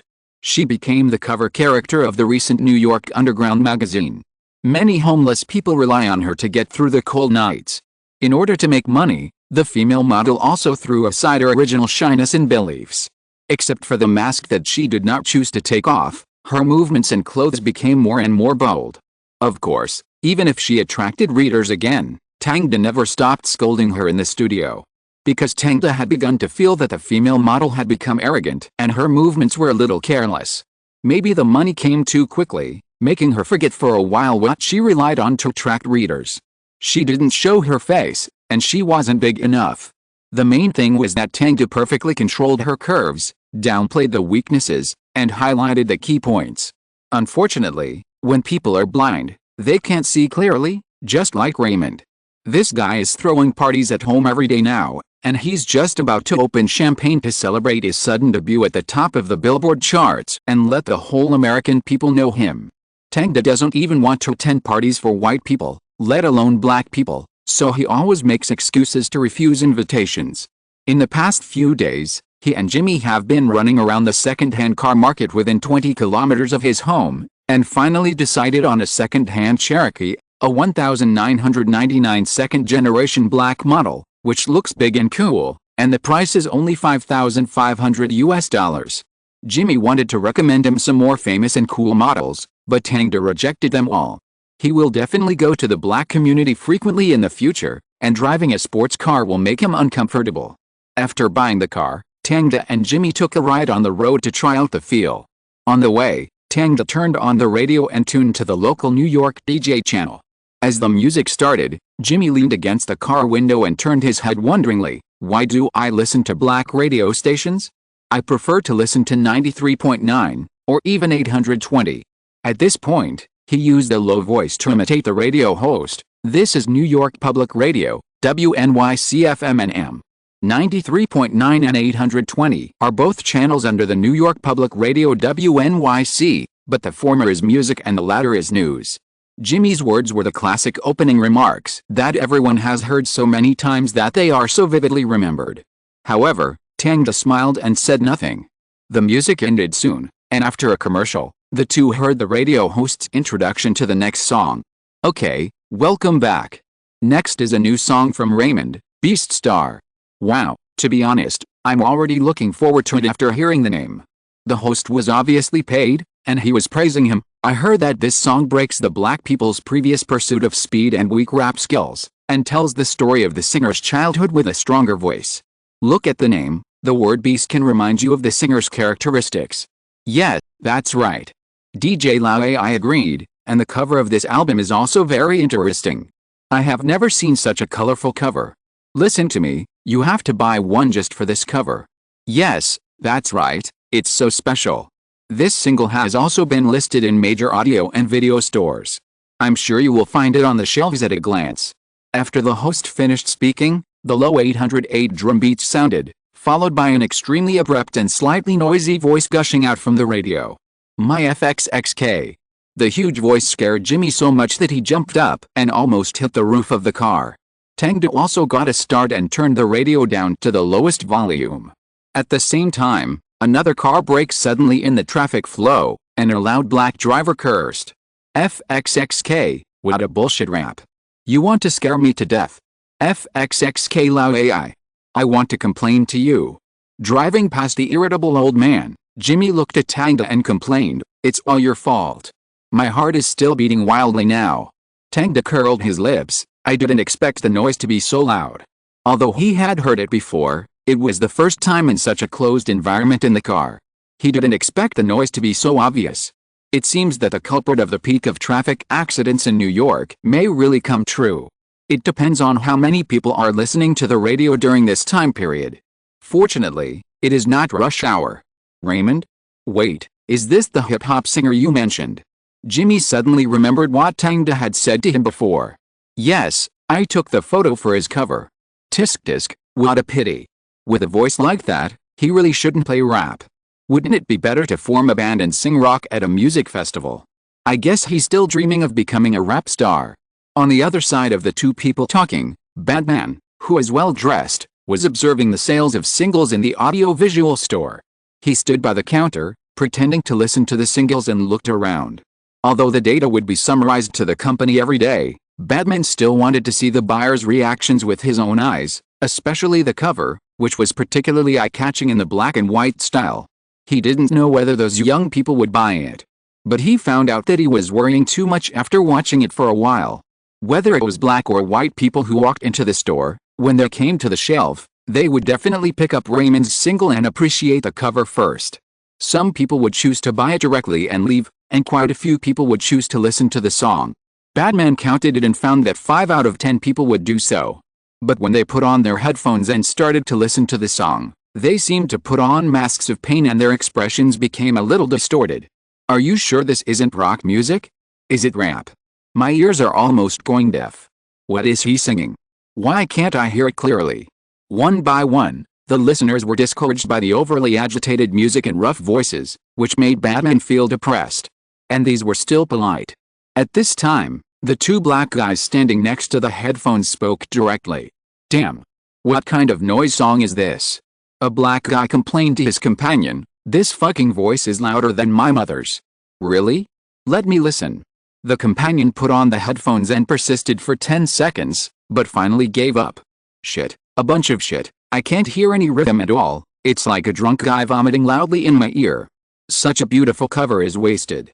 Shit, this is shit wrapped in candy paper. I just want to buy the cover home, okay. The 2 complained and put the album back on the shelf and left Batman. After hearing their complaints, Batman felt that the future of this album was dim. If this goes on, I won't even get my money back, absolutely. We can't continue to distribute the goods. Fez is stubborn. He said to himself angrily, then walked out of the store and headed straight for a Fez music company. Chapter 18 You Take the Lead. The sales in the first week were only over 3,000, and the number of radio requests was only 35. Look at it, face the reality. Batman threw the statistics on the table, looking angry. Raymond, Davis and other staff sitting opposite him were obviously in a very low mood, with complicated expressions on their faces, and some could not accept such low sales. With such sales, let alone being on the billboard, even telling others would make people laugh. Especially the number of radio requests. Since the end of 1998, Billboard has abolished the single sales system and changed it to a new song that can enter the singles chart based on the number of requests, without the need for a separate release. But the 35 requests are probably all requests from the Raymond brothers. In fact, except for the first 2 days, all radio stations will not accept requests for this song. Because as long as they play this song, their listening rate will drop sharply, which can be called a radio killer. Lauai's radio station suffered greatly from this, and the number of complaints exceeded any previous time. Some people even sent bullet letters threatening them that if they play this kind of song again, they will be punished. Why bother to make such a small amount of money? So no matter how good the album cover is, they are not willing to give Raymond a chance to sing new songs. It is no exaggeration to say that Face Music and Raymond have reached the bottom. When Tang walked into the office, Raymond was as listless as an eggplant hit by frost. He simply waved his hand and was too lazy to even do his favorite fist fight. Batman, what's wrong with him? Tang asked in confusion. Batman shrugged, you know, Tang, his single sales are dismal, and his dream of becoming a singer is shattered. After that, he took out a small bundle of US dollars from the drawer and threw it to Tang. Fortunately, your cover this time makes the sales not so bad. At least the guy with the lowest sales this year is in the South District, with only more than 1,000 copies. Although he said so, Batman's face did not show any relief, because that album was made by an old black man with his own money to fulfill his dream. Apart from this, no album is worse than Raymond's. But Tang showed a puzzled expression after hearing this. Batman, listen to me, it's not that bad. Really? Raymond jumped up from the sofa, as if he had finally found a confidant. I said it's a market problem, those listeners don't understand my songs at all. He walked up to Tang and reached out to hold his hand. Thanks, brother. Tang responded with a smile, and then saw Batman with a stinky face. Come on, Raymond. Instead of saying that the listeners are rubbish, you might as well think about why you didn't listen to me in the first place and ask Faith to sing such unpopular things. The current sales are so low, what about the subsequent release of the album? I said not to use this song as the first release. Now, everything is messed up, and the radio stations are unwilling to accept our songs. Do you want me to go to various radio stations like a shameless salesman and beg them humbly? Shit. Batman became more and more angry as he spoke, and he slammed the table hard. Just don't release the album. That won't work. Batman. Raymond felt that he couldn't tolerate it when he heard this. He put one hand on the table and kept gesturing with the other hand. Listen, I believe this album will work. As long as it is released, they will approve it. Do you believe it? Oh my God, are you Jesus? Then tell me, how do we sell it? How do we restore this bad reputation? Eh? Raymond opened his mouth, not knowing what to say. Tang replied, that song 8 hours later. What? Batman looked at him, and Raymond turned his head and stared at him. I said 8 hours later. That song is okay, it fits the current market trend, and maybe it can help Raymond restore his reputation. Tang spoke at a steady pace, and seemed very confident. Is this song really okay? Batman still thinks highly of Tang, because it is his album cover that supports the current sales. Yes, there is definitely no problem. And Raymond also echoed, look, Tang said so. You say that every time. Come on. Batman sent Raymond away, and when there were only 2 people in the office, he continued to ask Tang, then do you think this song can convince the people at SBK Records? What do you mean? Tang frowned. Batman sighed, I plan to find a new distributor. I'm more familiar with SBK. After a pause, he lit a cigarette and puffed out smoke, but the people at SBK are not fools. If I go to their door now, I guess the album will be thrown into the trash by them, so I plan to pick another song to shoot a MV. Leave it to me, I'll help you get the MV and deal with those demanding record company executives, Batman. Are you so sure? Yes. Tang was of course sure. Wasn't the MV that matched the previous album cover prepared for this moment? Okay. Batman didn't ask him about the specific ideas, and said directly, you take the lead, Tang. The MV of this song is completely up to you. My only request is to impress SBK. As long as you succeed. He took out a stack of large US dollars from the drawer. These are all yours. After signing the contract with Batman, the filming of the MV for 8 hours later started quickly. The song Starboy not only won the Best Music Award at the MTV Europe Music Awards, but was also one of the 100 best songs on the Billboard in 2016. In order to achieve an environment that is basically the same as the original, Batman specially rented a studio in the North District. When Raymond and his friends came for the first time, they were immediately shocked by the lively atmosphere in the studio. Wow, this is Hollywood. Davis, wearing a gray short-sleeved shirt, hugged a strange black girl, and followed his brother. Big Mac nodded excitedly. Yeah, it looks really big, look at that girl. So cool. I have to go and chat with her. Zia Obi is a man of action, and he directly asked for the girl's phone number. Only Tang walked in front and gossiped with Raymond. What's going on with your brother? Has he changed his girlfriend? Come on, he was dumped. Raymond ruthlessly exposed his brother's situation. Tang knew the reason why Arcady broke up with him. Some time ago, no one knew who spread the photo taken by Tang for her. Who would have thought that Arcady was actually spotted by a scout and wanted to sign a contract with her to make a movie? Davis certainly didn't want to agree to their separation, but there was no way to make Arcady listen to him. The two had a big fight, and finally Arcady directly proposed to break up. Tang shrugged after listening to him. This is normal. Everyone has to plan for their own future. Davis can live a little more willfully with his brother, but if Raymond's new song still doesn't get any better, then the two of them will eventually return to the life of the bottom. Hanging out on the streets, working in K-Cheese, making a little money every day and going to the bar, then living a life of drunkenness and dreams, and living a muddled life? Well, Tang suddenly thought that even if they became famous and made money, it seemed that many black stars also lived their not-so-long lives in this muddled way. Several people came to the reserved model room, looked at the configurations that were the same as those of luxury apartments, and wished they could sleep here at night. After a simple look at the scenery, Tang sent a few people to buy second-hand furniture. After all, in the MV, Raymond had to smash a bunch of furniture with a cross. It's impossible to smash the things in other people's model rooms and pay a lot of money. Second-hand furniture is much cheaper in comparison. Raymond took Davis and Barley away, while Tang and Ziobe stood at the door, waiting for the set design team that Apollon had found for him. While waiting, a fat white man next to him suddenly came out holding a sign with the words Stage Management, Daily Wage Settlement written on it. As soon as he put the sign down, he saw a few people walking quickly over and began to recommend themselves to the white man. Among them, there was a familiar figure passing by. Wait a minute. He frowned and stared at the man, watching him standing on the outskirts of the crowd, as if he also wanted to seek a job. Tom Brown. He looked carefully and found that it was indeed the neighbor his mother mentioned. The reason why he recognized him was because the short hair shaped like Lai in Street Fighter was too unique. While Tang was still thinking, the white man who was recruiting people had completed the task assigned by the director. It's over. It's full. He left with a few workers, and those who were looking for opportunities also dispersed. Except for Tom, he stood there looking at the set, his hands in the pockets of his old leather jacket, frowning. After hesitating for a while, Tom turned around and wanted to leave, but he heard footsteps approaching him quickly, and his muscles suddenly tense up. Tom. Is that you? However, after hearing the voice, Tom was stunned, and then relaxed after seeing who was coming. Tangda. Hey. Long time no see.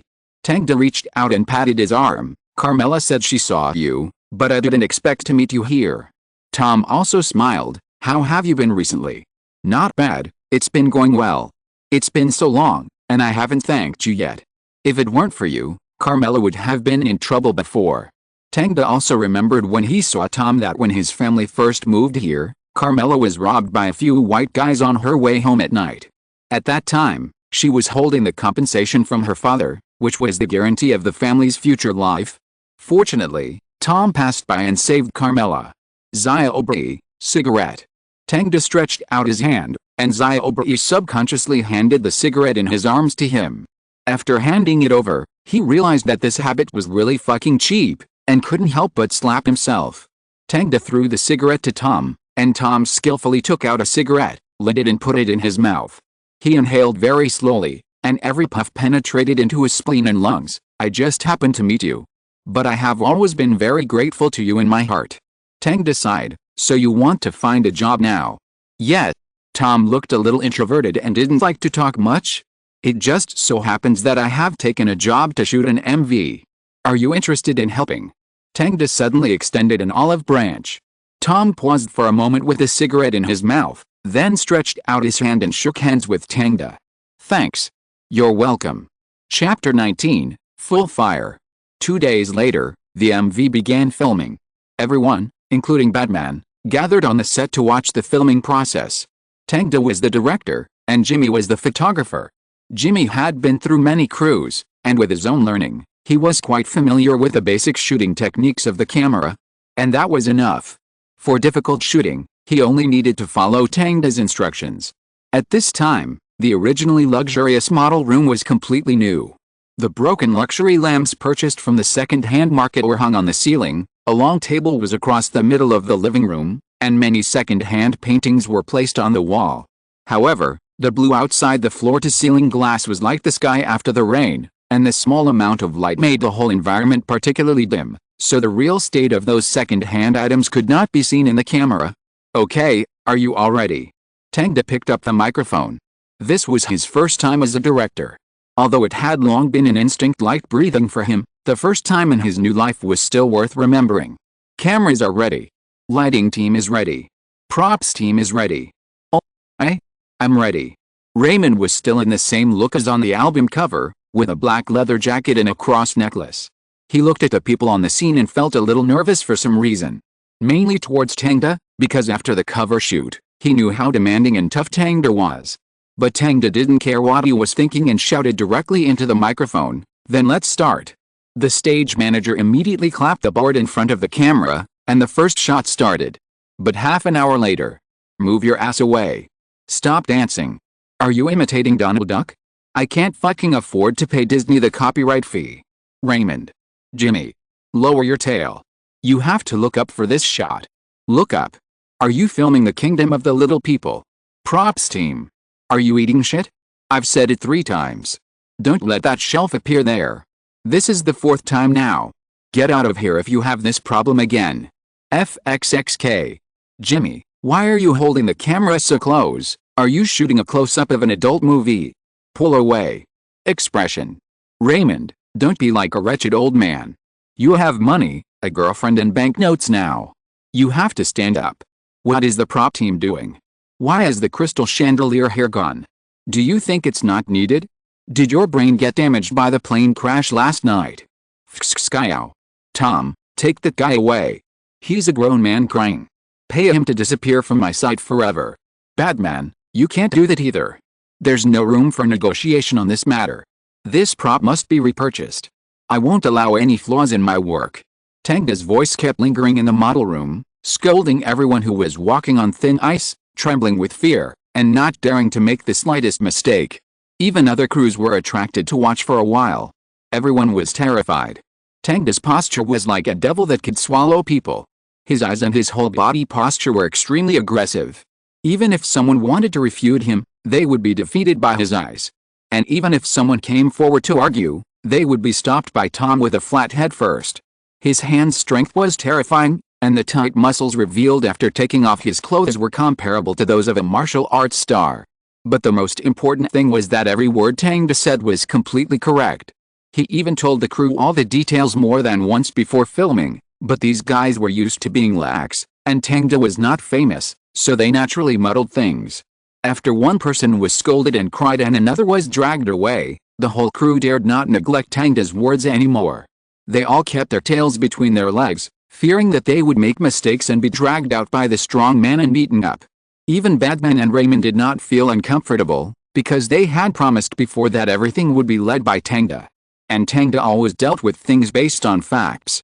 He would not bring your last mistake to this time, except for those who did not change after repeated teachings. So the crew seemed to have started the motor, and at a very fast speed, they completed the shooting of the MV indoor environment in just one day, and packed up and restored everything at 8 o'clock in the evening, saving Batman a lot of budget. Tangda also had some free time, sitting on the sofa on the set, looking at the materials on the monitor and thinking about the connection problem of the shots. Hey, have a hot dog. Jimmy came over and handed him a steaming hot dog. Tangda took a bite and said with a smile, "Isn't it scary, Jimmy?" Jimmy made an exaggerated expression, "Too scary, Tangda, you are like being possessed by Satan. I am even considering whether to pour a bottle of holy water on you." "Ha ha ha, I am just a little." Tangda was about to explain, but was slapped back by Jimmy. He shrugged, "Don't be like this, Tangda, you should know that I have always supported you, just like in school. I know you just want to make this MV look more awesome, and I have to thank you for giving me the opportunity to let me operate the camera." Jimmy sat next to Tangda and said in a complicated tone, "You should know that I have been in many crews, and I know how arrogant those directors and photographers are. Good brother." Tangda held his hand and the two touched shoulders. "But I have to be honest, I'm not very good with the camera." Jimmy frowned. "For some reason, I prefer to set up the scene. Maybe it's because I feel cool in this scene today? I don't know." "Then you can lean on art director," Tangda suggested. "Maybe I will have the opportunity to make a movie in the future. You can come to be the art director and help me control everything." "Wow, that's so cool. Art directors can manage so many people, props, costumes, and it's also the department with the most girls." "Tangda, you hit the nail on the head." Jimmy whistled excitedly. Tangda shook his head helplessly. "This guy is really motivated by girls. But it's good this way. What people fear most is lack of motivation. Whether it's for money or beauty, there must be a goal." Thinking of this, Tangda opened his mobile phone and sent a greeting text message to Scarlett. The next day, the filming of the MV continued. But this time it was much simpler. They rented a garage with a row of luxury cars and a Porsche 911. Just shoot a moving picture to include all the vehicles, and then shoot the shot of Raymond sitting in the car and driving. As for the driving shot, it is very simple. Just set the camera in a fixed position and let them drive the car past. However, although there are fewer scenes today and the crew members are much more cooperative than before, they still shot for a day. Because of the weather, Tangda was not very satisfied with the vehicle footage. After finally shooting the last shot, everyone looked at Tangda expectantly, hoping to hear that pleasant noun. After Tangda frowned and read all the footage, he closed his eyes and thought for a while. Finally, he stood up, picked up the microphone and shouted, "No problem. Finished." In an instant, everyone began to cheer. Chapter 20. Guess where? The MV to a special visual effects company that day. Of course, Tangda had already written down all the matters that needed attention and handed them over to the visual effects company. They would receive the finished film within 3 days. After returning home in the evening and having dinner with his family, Tang was lying on the bed, playing Snake with his mobile phone, when he suddenly received a text message. It was Scarlett. "Let me see what you sent me." Tang muttered to himself and opened the text message, but there was only a comma. Strange. Tang raised his eyebrows. Could it be that Scarlett sent the wrong message? So he replied, "What are you doing?" Soon after, a photo was sent over. The photo was a little blurry, but it was clear that it was a floor-to-ceiling mirror in the hotel, and in the mirror, there was a woman wearing pink silk pajamas with her hair covering her face. She knelt on the yoga mat in front of the mirror, with her front low and her back tilted. Her wide and smooth thighs were stacked together, one foot was hanging a shoe, and the other foot was painted with red nail polish, which looked particularly conspicuous. Without a doubt, this was a selfie of Scarlett. At the same time, she sent a text message, "Exercising." Seeing the smooth arch of her foot, Tang nodded slightly and sent a message, "Doing yoga? You are free. Are you still in New York? Want to know where I am?" It's a smart move, but unfortunately, I found out. Scarlett replied quickly, and Tang could even imagine the smug and sweet smile on her face when she was typing. Tang couldn't help but raise the corner of his mouth and deliberately provoked, "It's a pity that you found out. It was just a little bit. But, you kept it so strictly confidential. Are you so afraid of being found out by me?" Unexpectedly, Scarlett sent another photo the next second. It was Scarlett's slender swan neck and collarbone. She leaned against a floor-to-ceiling window and gently stroked her neck with her hand that was also painted with red nail polish, which was extremely tempting. Outside the floor-to-ceiling window was a dim street scene taken from the hotel, at least from the 18th floor. "Yes, I'm really afraid of being found by you. Otherwise, I'll be raped by you like we agreed. I'm so scared. Do you think my place is pretty?" This woman was actually provoking.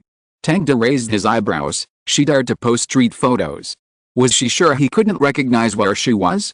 Licking his lips, Tang couldn't help getting excited. He put his eyes close to take a closer look. Although the view outside the French window was blurry, he could still see the shape of the building. And one of the two-story buildings was particularly familiar, with the wall showing a cloud-shaped curve, which was very special. Tang recognized it after just thinking for a while. It was the Getty Center Art Museum. Cap, very good, I already know where you are. Baby, go take a shower and wait for me in bed. He immediately answered Scarlett. This art museum was built in 1997 and is not very famous now, but in the future, if you search for related places on the internet to find out which places are worth visiting, this place will definitely be among them, so it is not difficult for him at all. And knowing this place, Tang knew where Scarlett was. That was Los Angeles, known as the City of Angels, the location of Hollywood. Really? You lied to me. Did you really recognize me? Do you know which hotel I'm in? Scarlett was obviously shocked, and even used a few more interjections. From the angle and direction of the photo. Hey. You are in Los Angeles, Sunset Boulevard Hotel, am I right? Tang immediately sent a text message. FXXK. You win. You actually recognized me. Tell me, how did you recognize me? Otherwise, I will definitely not be able to sleep tonight. Scarlett even cursed, and you can imagine how surprised she was. But Tang did not satisfy her curiosity. Haha, it's okay.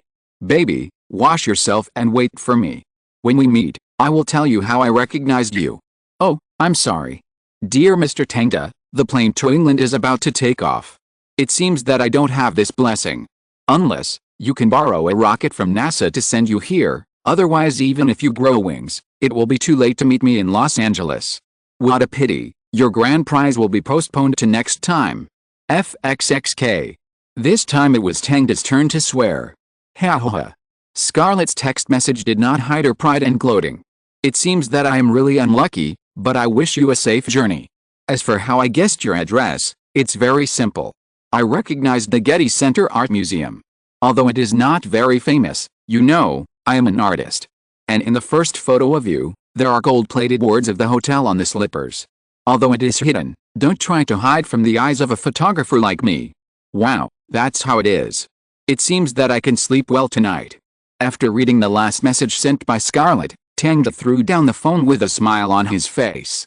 Unexpectedly, Scarlett seemed to be a more interesting woman than he thought. although it was a bit regrettable that he spent half a day brain cells and didn't get any rewards, but ding dong.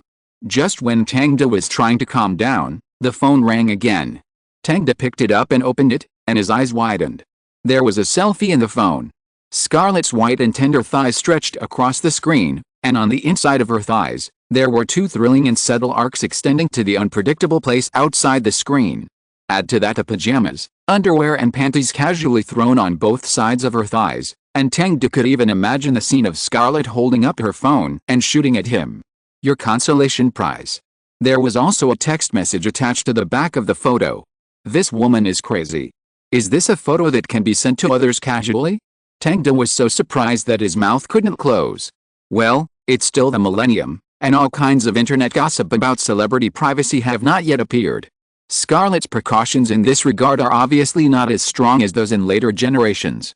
Girl, I solemnly warn you not to send photos randomly. Tangda immediately sent a text message to Scarlett. It took several minutes before Tangda received Scarlett's reply. Thank you, Great Knight. I remember your advice. In order to thank His Excellency the Great Knight for his loyal advice to me, and to beg Mr. Great Knight not to make poor Scarlett's private photos public, I can only beg you for mercy like this. Ding dong. Another photo came from the phone. But this time the photo was more explicit, a bird's eye view of the bathtub.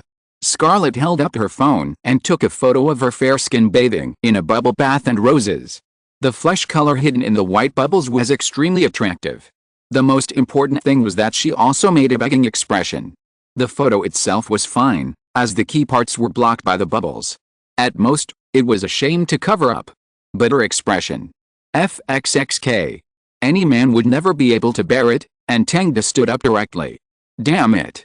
Tangda swallowed his saliva, and his throat was a little tight. This woman knows too much? FXXK. This annoying little goblin.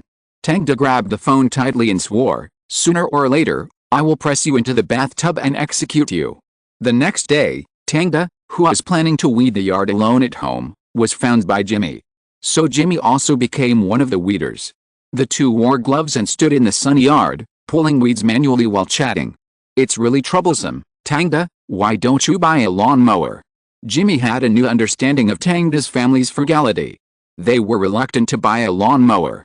Tangda pulled up a grass and said, before, because of paying off debts, I never had time to clean up the yard, so of course I didn't need a lawnmower, but now I have money, I can buy one. Then let's go buy it now. Why do we have to pull it by hand? Jimmy frowned and expressed his incomprehension. Tangda shrugged, don't be so anxious, calm down, Jimmy, don't you think this is a good way to cultivate your mind? It can make people calm down. Come on, Tangda, calm down? These two words don't apply to you when you're on the set. Jimmy sneered at him. Tangda spread his hands, okay, but what do you want to do with me? Yes, I was just about to tell you. Jimmy then remembered why he came. Tangda, you should sign with an agency. Agency. Tangda was a little confused. I don't make much money now. Will it be useful to sign? Of course.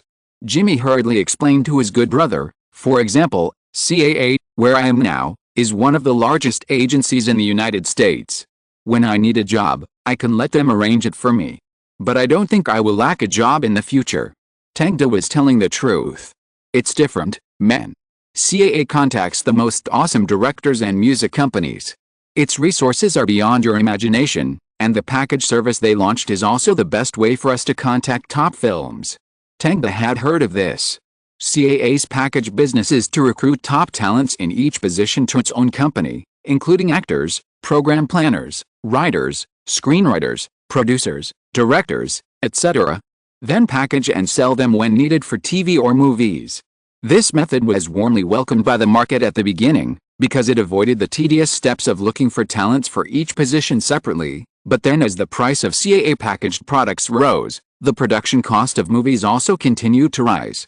So now all major companies have complaints about CAA. But for low-level film workers like Tangda and Jimmy, there is an obvious benefit. That is, they can use the packaged service to join the high-standard film shooting that they can't touch on weekdays. But there is still a problem here. Tangda wondered, will an unknown person like me sign with CAA? Speaking of this, Jimmy immediately answered decisively, of course. Apollon. He has connections with the top management of CAA. You know, as long as we go through his channels, we can smoothly join CAA and become a member of the packaged sales. Tang suddenly realized that there is indeed a greedy exchange of interests everywhere. The packaged business makes it impossible for the buyer to carefully review every position, so falsifying resumes and stuffing two insignificant pawns in will not affect the shooting of the entire movie. Maybe CAA could still control the people at the beginning, but now that this business is getting bigger and bigger, it must be impossible to control them one by one. I just don't know how much money those buyers have paid for such a cost-effective deal over the years. But this has nothing to do with Tang. But he doesn't want to get in through this channel. The commission will be more than normal. That's right. Jimmy didn't deny this. Then I don't have to rush, Jimmy. When this MV comes out, I believe I will have a good bargaining chip, of course, you too. Tang was confident. But before that, you must have a lawyer to assist you, otherwise the various terms of those vampires are not something you can handle. You are right, you should indeed contact a lawyer. Chapter 21 Fresh out of the oven. After Raymond's MV was finished, everyone sat in the Fish Music Company and watched it around the TV. Batman, Raymond, Davis, Big Mac, Little Beckham, Jimmy and other staff were all there. Tang was also there, of course. He sat on a chair, with his feet on the table, watching them comment on the MV. In fact, when the MV started playing, they had already begun to praise the color tone. Wow! So cool. This blew us beyond imagination. Raymond was the first to praise it. As an actor, he had never seen the monitor, so he didn't know how the effect would be. So when he saw the beginning of the picture, the quiet and deep blue behind the door, he felt that his itch was being aroused and whistled. Immediately after the MV officially started, Raymond, wearing a gorgeous formal suit, sat on one side of the long table and confronted another man in a black leather jacket. There was a huge floor-to-ceiling window on the side of the two of them. The outside was dark blue and the surrounding environment could not be seen clearly.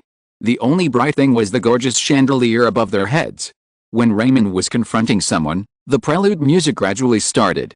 Then the camera cut to a close-up of Raymond, but the next second he was suddenly covered with a plastic bag over his head. After a brief struggle, he lost his breath and fell to the ground.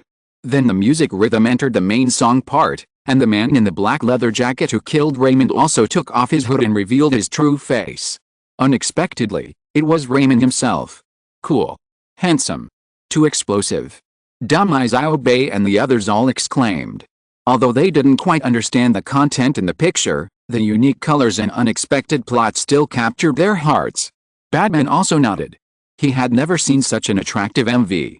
He felt that the beginning was like the texture of a suspense movie, which was much better than those MVs that were also hip-hop albums but were just a group of demons dancing on the dance floor. He even doubted whether the audience could understand this MV. It was too advanced. But then the MV entered a normal rhythm. Raymond was holding a cross emitting pink light and singing while walking in the corridor. His face was full of faint blue light, and most of his body was covered by shadows. At the same time, there are also shots of him constantly destroying those luxurious decorations. The chandeliers, wine racks, and ornaments were all smashed by him with a cross, which is full of religious obscure meanings. And after this indoor shot, there is a Porsche 911 parked in the garage, and Raymond is sitting in the car and singing. The music also came to an end, until the taillights of the Porsche 911 disappeared on the road, and the whole song came to an end. Wow! Jimmy was the first to applaud and shouted, "I can't believe I actually shot such an awesome MV. Yet, it's so fucking handsome, so cool." Davis also shouted. Although he hated Tang, he hoped that Raymond's album would sell well, so he had been depressed after Raymond's single died suddenly. But now seeing this MV and song are so cool, he has rekindled hope. Arcady doesn't understand what she missed. Davis has always been upset about Arcady's departure. However, no one cares about Davis's thoughts now. Everyone is discussing what kind of sales this MV can achieve. I fucking love the blue in it. That cross is cool, pink. It looks like something sold in an adult store. A blockbuster, a real blockbuster. But what does the MV mean? Why don't I understand? Silly bird, you didn't go to college, of course you don't understand. You mean me, you went. Neither did I, but it's cool, who cares about the plot? Listening to the lively discussion, Batman also looked at Tang and said, "It seems I didn't make a mistake. Tang smiled and said, "Of course. I will contact the people at SBK Records as soon as possible. I believe they will change their minds after seeing the MV. I hope so." Batman quickly took the CD to SBK's office in New York, but the news that Tang and Raymond received a day later was not good. "FXXK, greedy goblin. Shit SBK." Batman shouted at SBK in front of the two people until he choked and coughed before sitting down. Then he took out a cigarette, lit it, and took a few puffs. Raymond couldn't wait any longer and asked first, "What happened?"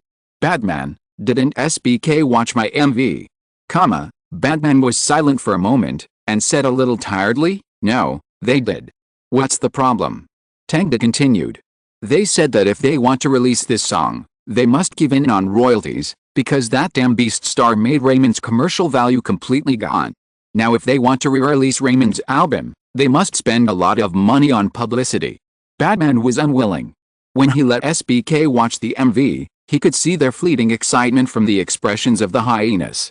But it was precisely because of this that SBK's serious price reduction made him even more annoyed. "So how much is it?" Raymond asked.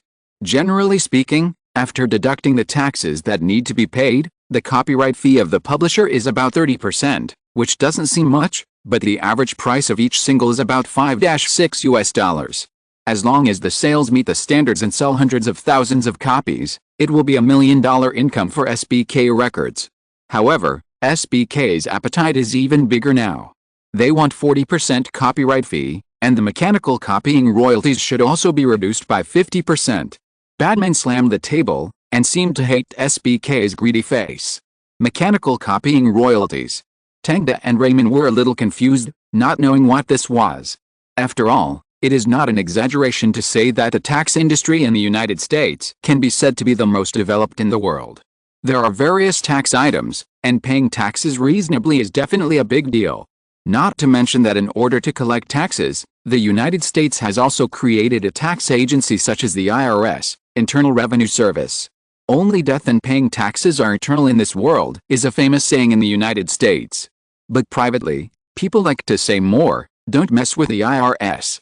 Because these guys will do anything to collect taxes, Tang knows that the IRS has connections with various gangs and gray industries in the United States, because in their view, no matter what business you are in, even if it is criminal proceeds, you have to pay taxes to the IRS. And the communication channels between the two completely avoid the supervision of the FBI and the Judicial Department. This is the magical status quo of the United States where paying taxes is supreme. When he heard Tang's question, Batman also explained to him. Mechanical reproduction royalties refer to the fact that the record company has to pay us a certain amount of royalties when making music into vinyl, tapes, CDs or MP3s. Although this amount is not much, only 9 cents per song. But it will last for a long time. Think about it, if this song can only sell 500,000 now, what about 10 years later, 20 years later? There is no doubt that this is an astronomical figure, especially after the advent of the internet era, when songs are put on major music platforms.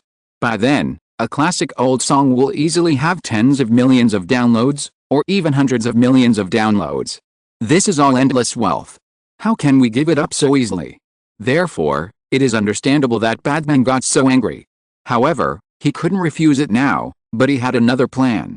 Batman put down his cigarette and said, "I will go to other record companies to see the situation next, and I hope there will be a good result." If you're listening to this novel on a channel other than Fanfic World, it means they downloaded and uploaded it without effort.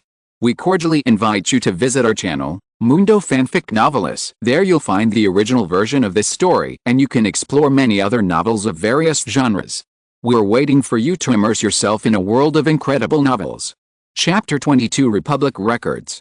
While Batman was negotiating with other record companies, Tang also went to look for his father's former lawyer, Kirk Ramsey. In the capitalist land of America, as Jimmy said, he needed a professional lawyer to deal with various legal issues to avoid being cheated by those miscellaneous terms and taxes. The reason why he wanted to find this lawyer Kirk was because he was very ethical when he was a lawyer for Cheap Daddy, and even a little old-fashioned.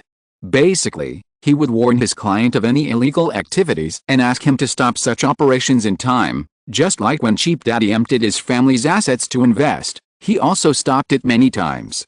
But Cheap Daddy was determined at the time and couldn't stop it. After he died, lawyer Kirk also did his best to help Tang's family get part of the compensation. He didn't even charge a handling fee and gave it directly to Carmela. There are many people with conscience, but there are really not many lawyers with conscience here. So Tang trusts him. Lawyer Kirk's office was located on the edge of Manhattan, New York. Tang drove all the way and soon arrived at the destination. He met the old man with the black and white hair, which was neatly combed back. After listening to Tang's purpose, lawyer Kirk put down the stack of documents in his hand and took off his glasses. In fact, what you lack most now is an agent, which is more important than a lawyer. But like you said, you want to wait until the results of the MV come out before contacting CAA. You did the right thing. As long as you have works, you have already taken the most difficult step. The next step is to negotiate a reasonable price with CAA. At this point, lawyer Kirk took a sip of water, but there is another key point, that is, in what capacity do you plan to join CAA? How about a director? Oh, then I think this is a bad decision.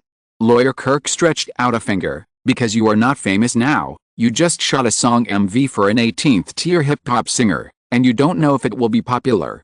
Even if it is successful, CAA will not sign a contract with the standards of a movie director. That's right. Tang also knew this. There are too many directors in the market who can shoot MVs. So you mean I should start with photography? Yes, isn't this your forte?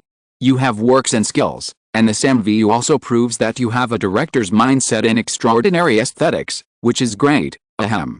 Lawyer Kirk wiped the corner of his mouth, and photographers have more opportunities at work, whether it's film, television, advertising, or MV.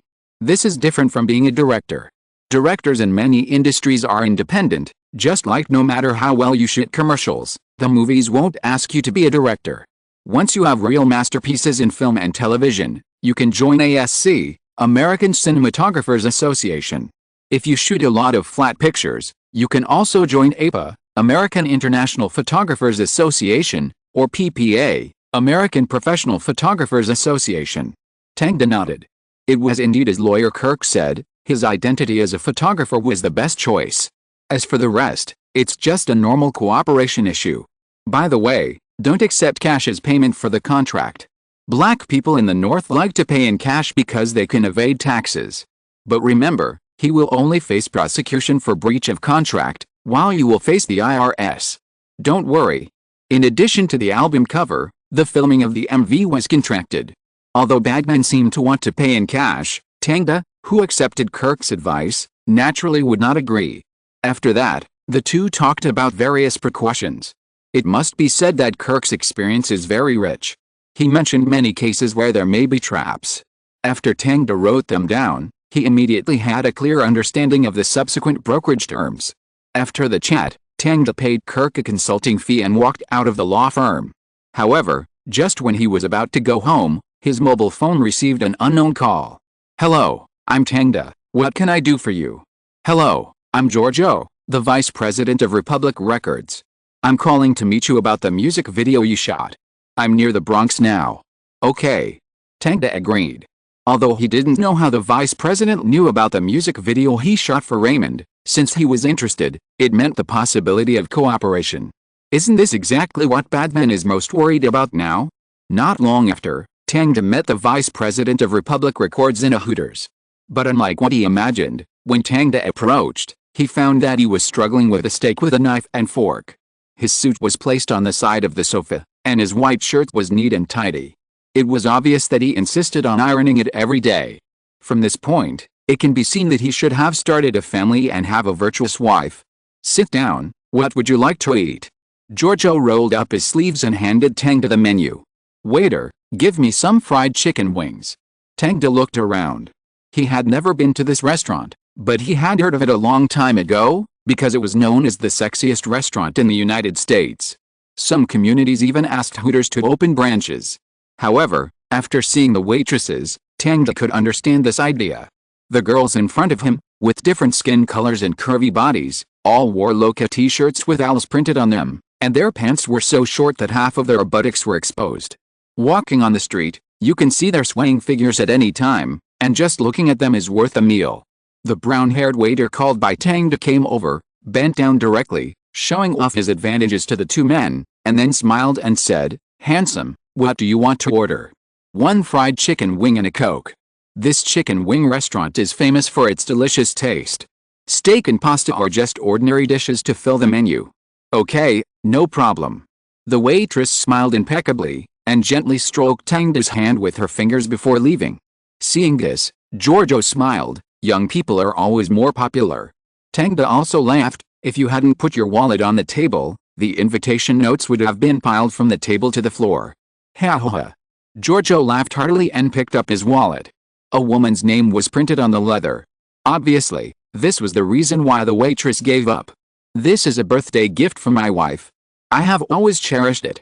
You are such a good husband. Maybe, I also have some shortcomings," Giorgio said and changed the subject. "You should be curious about why I suddenly came to you. Of course, I don't seem to have released any records." Tangda made a joke. "That's right, but you shot an amazing MV." Giorgio put down his knife and fork, took out his mobile phone, pressed a few buttons and handed it to Tangda. After Tangda took it, he found that there were several photos in his mobile phone, which were the shooting scene of the song 8 hours later. In addition, there was a recording, which was a clip of the song. "I see." Tangda remembered that someone had come to watch when he was scolding others, but he didn't expect that someone would take a photo and send it to Giorgio. Handing back the phone, Giorgio explained, "Actually, I wanted to find this singer directly, but unfortunately, he doesn't seem to be famous." This is true. Raymond had just released a single that flopped, so of course no one knew him. On the contrary, Tangda and Jimmy often hang out on the set, so at least they can ask for names. "So you want to get to know the singer through me and sign a contract with them, right?" "Yes." Giorgio said that it was true, and added, "I have inquired, SBK Records and this agent have talked, but they parted ways unhappily. So I want you to introduce me to him." "Then did you know that Raymond had a failed song before this song?" Tangda mentioned Raymond's song Beast Star that was ridiculed by all the New York radio stations. This kind of thing cannot be concealed. Republic Records is a label under Universal, and its connections and funds are at the top of the industry. It is simply a fantasy to want to hide this kind of thing from them. So it is better to tell them and let them think about it carefully. "Well, this is the first time I know about this." But Giorgio didn't seem to feel embarrassed after hearing it. He just put a piece of beef into his mouth and chewed it gently with his chin shaking. "I know you are worried that the failure of Raymond's first song will delay the release of the album, but there is actually a way to avoid it." Giorgio swallowed a beef. "As long as we use a fake name during the promotion, it will be like wearing a mask. After the reputation and sales are up, we will reveal his identity. This is more interesting, isn't it?" Seeing Tangda pondering, Giorgio said again, "Don't worry, as long as you introduce me to Raymond, I will give you an introduction fee, and I will also recommend you to other singers. I think you are very talented. To be honest, you are far more worthy of my attention than Raymond." This is Giorgio's real purpose. In his opinion, the song just barely reached the passing line, but Tangda, a MV director with a unique aesthetic, is a talent he urgently needs. After all, many singers under Republic Records need to shoot MVs. Now the music market is getting hotter and hotter, and a large number of songs appear every day. A good MV often becomes a sales booster. Tangda had just figured this out when the brown-haired waitress came over with a swaying figure. After placing the plate in front of Tangda, she turned her back to Giorgio and blew him a kiss with her finger on her lips. Tangda waited for her to leave before picking up the Coke, and Giorgio picked up his coffee and sink. Ling. The crisp sound echoed in the ears of the two. "Then I wish us a happy cooperation," Giorgio said to Tangda with a smile. "Happy cooperation." Tangda took a big sip of Coke, and the stimulation of the carbonated drink also activated his appetite. After finishing the meal, Giorgio left first. Tomorrow he will meet Batman under Tangda's arrangement. He paid the bill when he left, but did not pay a tip. "Waiter." Tangda stretched out his hand, and the waitress with brown wavy hair and fair skin came over immediately. "This is for you." Tangda took out $20 from his wallet and handed it to her. She immediately lowered her body, as if on purpose, and she lowered her body especially low, exposing most of her fair chest to Tangda. Tangda looked at her and understood her thoughts from her charming eyes, so he rolled up the dollar and stuffed it into the gap between her chest. In the process, his fingertips could still feel the slight tremor and delicate feeling. After collecting the tip, The brown-haired waiter bit his lips with his pearly teeth and leaned closer to his ear. I will be off work at 5:30. What about you? I'm still busy. Tangda was telling the truth. He was going to buy a lawnmower. Then, the brown-haired waiter took out a note from his pocket and stuffed it into his chest pocket. My name is Bully. Don't forget to find me when you have time. Chapter 23, Cutting Off. A day later, Tangda was sitting in the recording studio of Feish Music Company, watching the recording engineer Garcia recording the black girl with a ponytail inside. However, Garcia looked nonchalant and didn't take it seriously. He just gave some suggestions from time to time, and then played with his phone absent-mindedly. And the girl's singing was indeed a bit bad, even worse than Raymond's. At least Raymond was not tone-deaf. So Tangda probably guessed what Garcia was doing. It was nothing more than the musical version of Apollon coaxing ignorant girls on the set. So after the girl finished singing, he tactfully left the recording studio and walked towards Batman's office. As soon as he approached, he saw the door being pushed open. Batman escorted Giorgio out. The two of them talked and laughed happily, and seemed to be having a very pleasant conversation. After seeing Tangda, Giorgio took the initiative to extend his hand. I have finished talking to Mr. Batman. Thank you, Tangda. It seems that you two have reached a consensus. Tangda raised his eyebrows and looked at them with a smile. Giorgio turned around and looked at Batman, who was wearing dungarees and a white shirt. The two smiled at the same time in great tacit understanding. After Giorgio left, Batman called Tangda and Raymond to his office. Raymond seemed to realize that the negotiation was going smoothly after seeing the expression on Batman's face, and he couldn't help but feel excited. Batman, how is it? Did Republic Records offer a better contract than SBK Records? Batman lit a cigarette, took a deep breath, and then slowly exhaled, letting the smoke shroud his body. Then he answered, yes, Republic Records offered a much better contract than SBK, with a 35% commission, sufficient publicity budget, and no deduction of mechanical copy royalties. Wow. Great. Raymond waved his fist happily. But he has a small condition. Batman looked at Raymond. Raymond frowned subconsciously. What condition? That is, you have to use a fake name to release singles and subsequent albums. After Batman finished speaking, Raymond immediately retorted, SHXT, this is impossible. Why? Raymond, do you want to release a new album under the name of the Beast Star who was the culprit of the New York car accident peak? Batman blew out the smoke from his mouth, hiding his expression behind. Then do I have to keep calling myself a cat or a dog? Or an English word, big A, old T?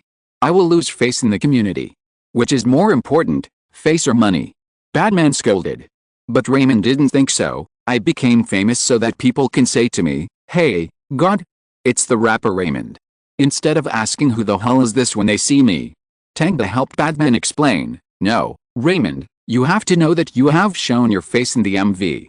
When people meet, they will only say, hey, this is the singer of that awesome song.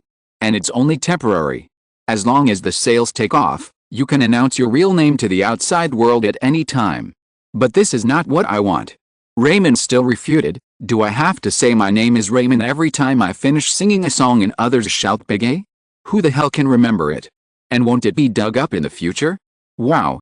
Big Star Big A actually sang a terrible song.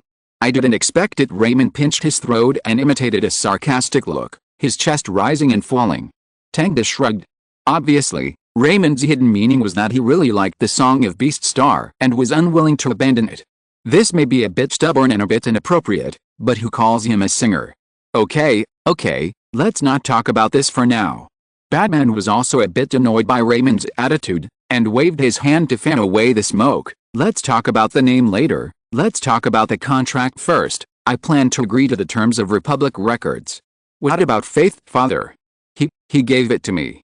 Batman couldn't help but complain when he said this bastard is stuck in a woman's belly every day, and I heard that he wants to make her a star. Damn, Faith is like being bewitched by a succubus. As long as he can make money, he agrees to anything. What about SBK? Tangda asked. Batman knocked on the table and said loudly, let those greedy vampires die. I don't care about them anymore. They will regret their tricky contracts. As soon as he finished speaking, he didn't expect someone to push the door open. Really? Who'll regret it? Damn it. Batman was surprised when he saw the person coming. Tang and Raymond didn't recognize each other at all when they met. "Edmund, why are you here?" Only Batman knew that the thin middle-aged man standing in front of the door, carrying a briefcase and wearing gold-rimmed glasses, was one of the senior executives of SBK and the one who proposed the harsh contract. Edmund raised the corner of his mouth with a forced smile. "Of course it's for your new song, Raymond." He seemed to not care about Batman's thoughts at all, and sat directly on the sofa, and said straight to the point, "In fact, I was just about to remind you that although Republic Records is a music company under Universal, they now only have one artist and have no experience in promoting singers. SBK Records belongs to EMI. We are one of the top 5 record companies in the world, and we have countless artists. Let's put it this way, a dog can get platinum results by releasing a record here." As he spoke, he crossed his hands on his raised knees, leaned forward slightly, and said in a regretful tone, "So it's a pity that you said you wanted to choose Republic Records, because it means you will miss out on platinum sales and professional publicity." The other two fell silent when they heard this, and only Tang retorted, "But the artist under Republic Records is 3 doors down, and they just achieved 5 platinum sales." "Yeah, that's right. So what?" Edmund said indifferently, "Such results can be found everywhere in our company." After he finished speaking, he paused for a moment and suddenly asked Tang, "Are you the producer of this song?" Batman answered for him, "No, he is the director of the MV." Edmund narrowed his eyes and nodded, as if he had memorized Tang's face. Raymond was a little unhappy to see him like this, and directly said, "So what is professional publicity? It also makes me change a fake name? Deceiving everyone." When he said this, the chair under Batman's buttocks immediately made a sharp sound, and Tang also frowned. Only Edmund laughed happily. "Fake name? I have to say that Republic Records is indeed very creative, but we SBK do not need such a publicity strategy. We have a lot of music critics and radio channels. If we want to change your image in the hearts of fans, we only need one sentence." "Really?" Raymond was obviously moved. Batman interrupted their conversation in time. "Even so, what about the contract? I can't accept your contract." Raymond too. Edmund adjusted his glasses. "This is also the purpose of my coming here." "Oh, don't think about it. It's not because you contacted Republic Records that we have to back down. It's because after a joint evaluation, we think that your single deserves more publicity, and we can increase the publicity funds by 50%. In addition, I personally like your songs very much, including the one called Beast Star, so I can reduce your commission by an additional 5%, which is 35%. This is actually a very good contract for a new singer, and I hope you can consider it carefully." Edmund stood up as abruptly as he came, and he left very decisively, but when he walked to the door, he suddenly turned back and said another sentence. "I advise you not to have unrealistic fantasies. If you choose Republic Records, the sales of this song will definitely not be good. Because SBK has never been soft on its competitors." "Fake name? PFFT. Sorry, this idea is a bit funny." After he left the office, Tang closed the door tightly, and Batman then smashed his ashtray on the ground, making a dull sound. "FXXK. See? He is threatening us. But he didn't let me use a fake name. Idiot." Batman was furious. Who the hell knows how much the publicity funds are? And he didn't give in to the mechanical copy royalties. Do you know how much these things are worth? Hundreds of thousands? Millions. FXXK, ask yourself, can you make so much money on your next album? Why not? Tang sat back on the sofa, crossed his legs and watched the two quarreling. Seeing that the two would not give in to each other, he had to extend his hand. "Okay, stop." "What?" Raymond and Batman looked at him. Tang spread his hands. "In fact, this problem is easy to solve, isn't it? Republic Records has a better contract, and as their second signed singer, they will tilt all the publicity resources on you, but if it's SBK, do you want to compete for resources with a dozen well-known singers?" Seeing that Raymond fell silent, he continued, "In addition, the so-called fake name, since SBK knows it, Republic Records must not use such a publicity method. But this does not mean that we don't have a better way. Who says that you can't have a bad reputation and high sales at the same time?" Chapter 24 Heinz Advertising. Batman and Raymond were still struggling with the two record companies, while Don was already sitting in Apollyon's Lion Advertising Company, listening to the latest news from Apollyon with Jimmy and Maroney. "We are very lucky." Apollyon lay on the sofa, leaning his round belly against the armrest. "Guys, the tricky old man at Domino's is very satisfied with our advertisement. Now the billboards that Don proposed have been placed all over the United States. Thank God." Maroney was the manager of this advertising company and a friend of Apollyon. He was usually responsible for some basic affairs and proposals for advertising ideas. He was wearing a dark gray suit and a pink tie. His hair was light yellow instead of golden yellow.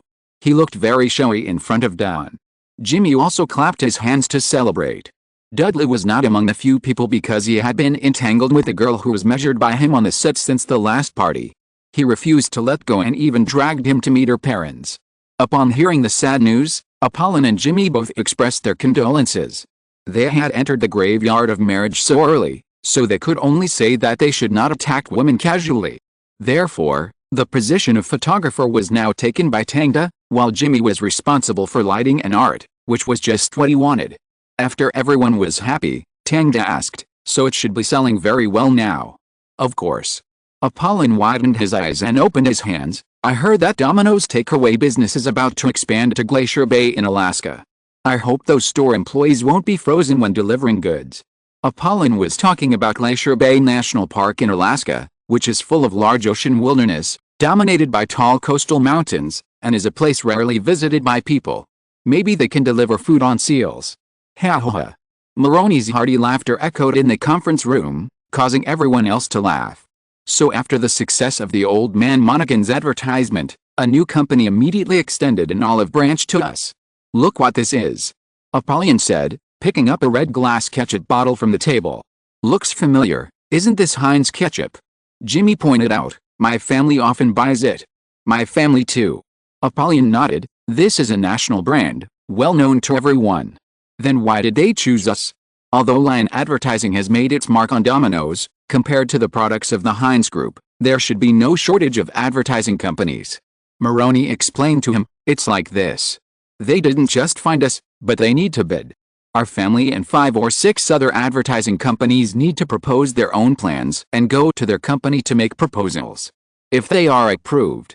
He snapped his fingers and curled his lips to the sides. "Then we can get this advertisement, and even the subsequent advertisements are not a problem." "It sounds good." "Of course it's good. Especially the advertising fee." Maroney was immediately excited when he talked about money. "If we can get it, the subsequent continuous advertising fees will allow everyone to eat their fill." "Wow." Jimmy also got excited. Tang also raised his eyebrows. "This is undoubtedly the best opportunity to get rid of poverty. Even if the MV makes more money, he has no chance to share in the profits.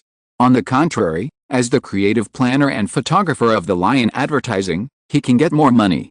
Just thinking of this, Apollyon also looked at Tang and said, "Tang, in fact, I hope you can provide ideas for this Heinz advertisement."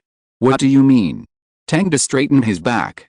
Maroney added, "To put it simply, I hope you will be one of the planners for this advertisement." "One of them?" "Yes, I am also a planner." Maroney smiled and crossed his legs. "I was busy communicating with the client before, otherwise I should be responsible for this Domino's project." "Okay, I understand, but how do you calculate the salary?" Tang heard his subtext. If he was there, this project would not be his turn. "As for salary, after the advertising fee of this project is taxed, you can get 5% after the filming fee is settled, and Jimmy can get 3%. How about it?" Maroney made his prepared proposal, but Tang shook his head and said nothing. "Too little." Jimmy yelled, 8% for the two of us." "Hey, that's not how Domino's advertising works." Apollyon was a little embarrassed and said, "Don't be so harsh, Maroney. We are all friends and brothers." Okay. Maroney gave in a few steps, "But Apollyon, the company can't just be friends and brothers. As a manager, I have to be responsible for the entire company. So 10%, no more. The company needs to run and there are still many expenses. You know that." Apollyon looked at the two people and comforted them. "Maroney is right, Jimmy. This is the best condition." "Okay, then I wish us a happy cooperation." Jimmy wanted to argue, but Tang actually agreed to the split and picked up the wine glass beside him. "I wish us a happy cooperation." The others also raised their glasses to celebrate, only Jimmy was a little sulky. After walking out of the Lion Advertising Company and getting back in the car, Jimmy, who was driving, couldn't help but ask, "Brother, Why do I feel something is wrong with you? What? You're not telling the truth. This is not like you, brother. They're going too far. Jimmy noticed that there seemed to be something hidden under Tangda's expression. Tangda smiled and said, "You're right, they are indeed going too far, but it doesn't affect our cooperation this time, right?" "This time? What do you mean? Isn't there going to be a next time?" Jimmy is indeed Tangda's good brother. He can guess Tangda's thoughts just from some of his expressions and tone. It's very simple, Jimmy. Listen to what they say. The company cannot have only brothers, and they want the best conditions. In fact, without me, the Domino's project would not have satisfied Monaghan, let alone the olive branch from Heinz. Tangda's tone gradually became heavier, but they position us as just advertising planners and lighting masters. 10%, 2 people, what a joke. That's right. So we have to strive for more. Although Jimmy has a good relationship with Chameleon, money is one thing and he doesn't know why Tangda agreed so hastily. "No, Jimmy, so why don't we go out and do it on our own?" Tangda stretched out his hands. "You and me, let's open an advertising company ourselves, and hold all the shares in our own hands. Isn't it much better than working for others?" Jimmy looked at him in surprise. "Yeah, that's right, so that's what you think." "Yes, that's the reason, so we need connections, Jimmy, we need a ladder. And the Heinz project is the best ladder. We must hold it in our own hands. What about Apollon? Don't worry, I know what you are thinking." Tangda tapped his fingers on his knees. "He is a good brother, and I also hope to end it decently." Chapter 25 Real Ketchup. On the way home, Tangda and Jimmy were talking, and they were questioned by the police. "Stop." The policeman in a blue uniform and bulletproof vest waved his hand, signaling Jimmy to roll down the window, then lowered his head and looked at the two of them with a serious look. "Listen, put your hands where I can see them. And take out your driver's license." He held the gun diagonally on his waist, as if he was carrying out a search mission.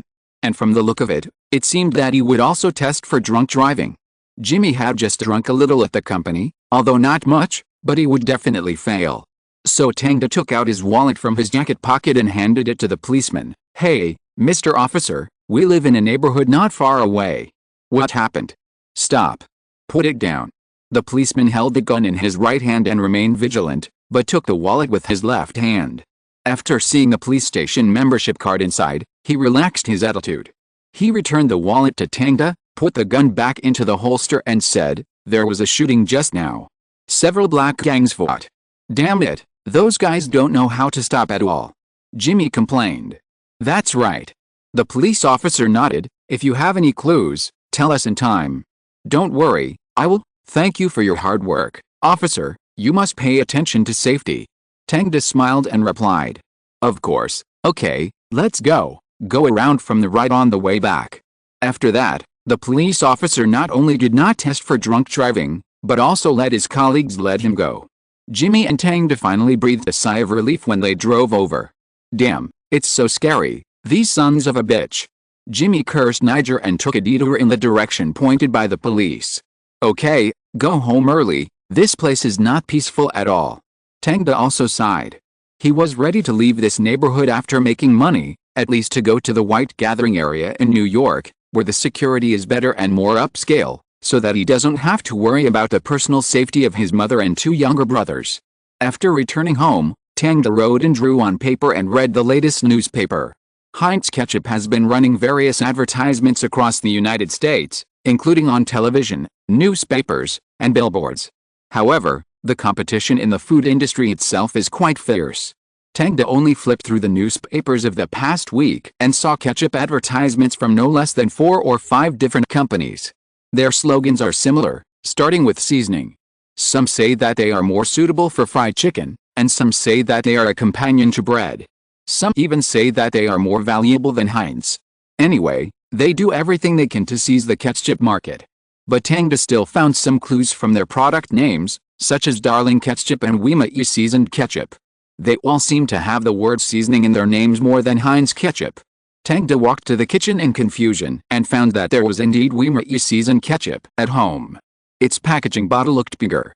Although the color was not as rich as Heinz's, it seemed that the price-performance ratio was indeed higher than Heinz's. "What are you looking at?" Carmela came down from upstairs, walked to the refrigerator, took out cucumber slices, and seemed to be planning to apply a facial mask. "Carmela, why don't we use Heinz?" Tang raised the bottle and asked her. "Heinz?" Carmela frowned. "Heinz is more expensive, and the taste is similar, so of course we should buy the cheaper one." "Does it really taste similar?" Carmela thought about it carefully. "Not really. Heinz is more intense. Often a small spoonful is enough, while I have to pour a lot of this kind every time because it is lighter." "Then let's switch to Heinz in the future." Tang put the seasoned ketchup back into the cabinet. "Well, I also miss the taste of Heinz." Carmela was in a good mood after the family had money, and finally began to take better care of herself. After the two talked, Tang also had a further idea about the advertising creativity of Heinz. He drew a huge billboard on the notebook. On the top was a bottle of Heinz ketchup tilted down at a 45-degree angle, and the rich ketchup slowly flowed from the mouth of the bottle. This was the prototype of the idea, which came from the advertising creativity of classic whiskey in later generations, but the original advertisement made the poured wine realistic and poured it into the tanker under the billboard. But Heinz ketchup obviously can't be done in this way, and the selling points of the two are completely different. So Tang wrote a few lines of words on the left side of the billboard. These lines of words are the essence of the entire advertisement. Heinz, the only ketchup. Tang looked at the billboard he drew with his pen and nodded. He felt it was right. Compared with all the ketchups on the market, only Heinz is the real ketchup, rich and made of real ingredients. This is its core competitiveness. It is a very wise advertising strategy to make a fuss around this point and distinguish it from other brands. And this is also what Heinz ketchup has always emphasized. Their company pays great attention to its bottle packaging and brand name.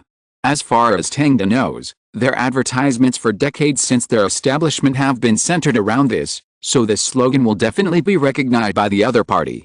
But when he arrived at the Lion Advertising Company the next day to show it to Apollon, he was rejected by Maroney. Because he proposed the new idea.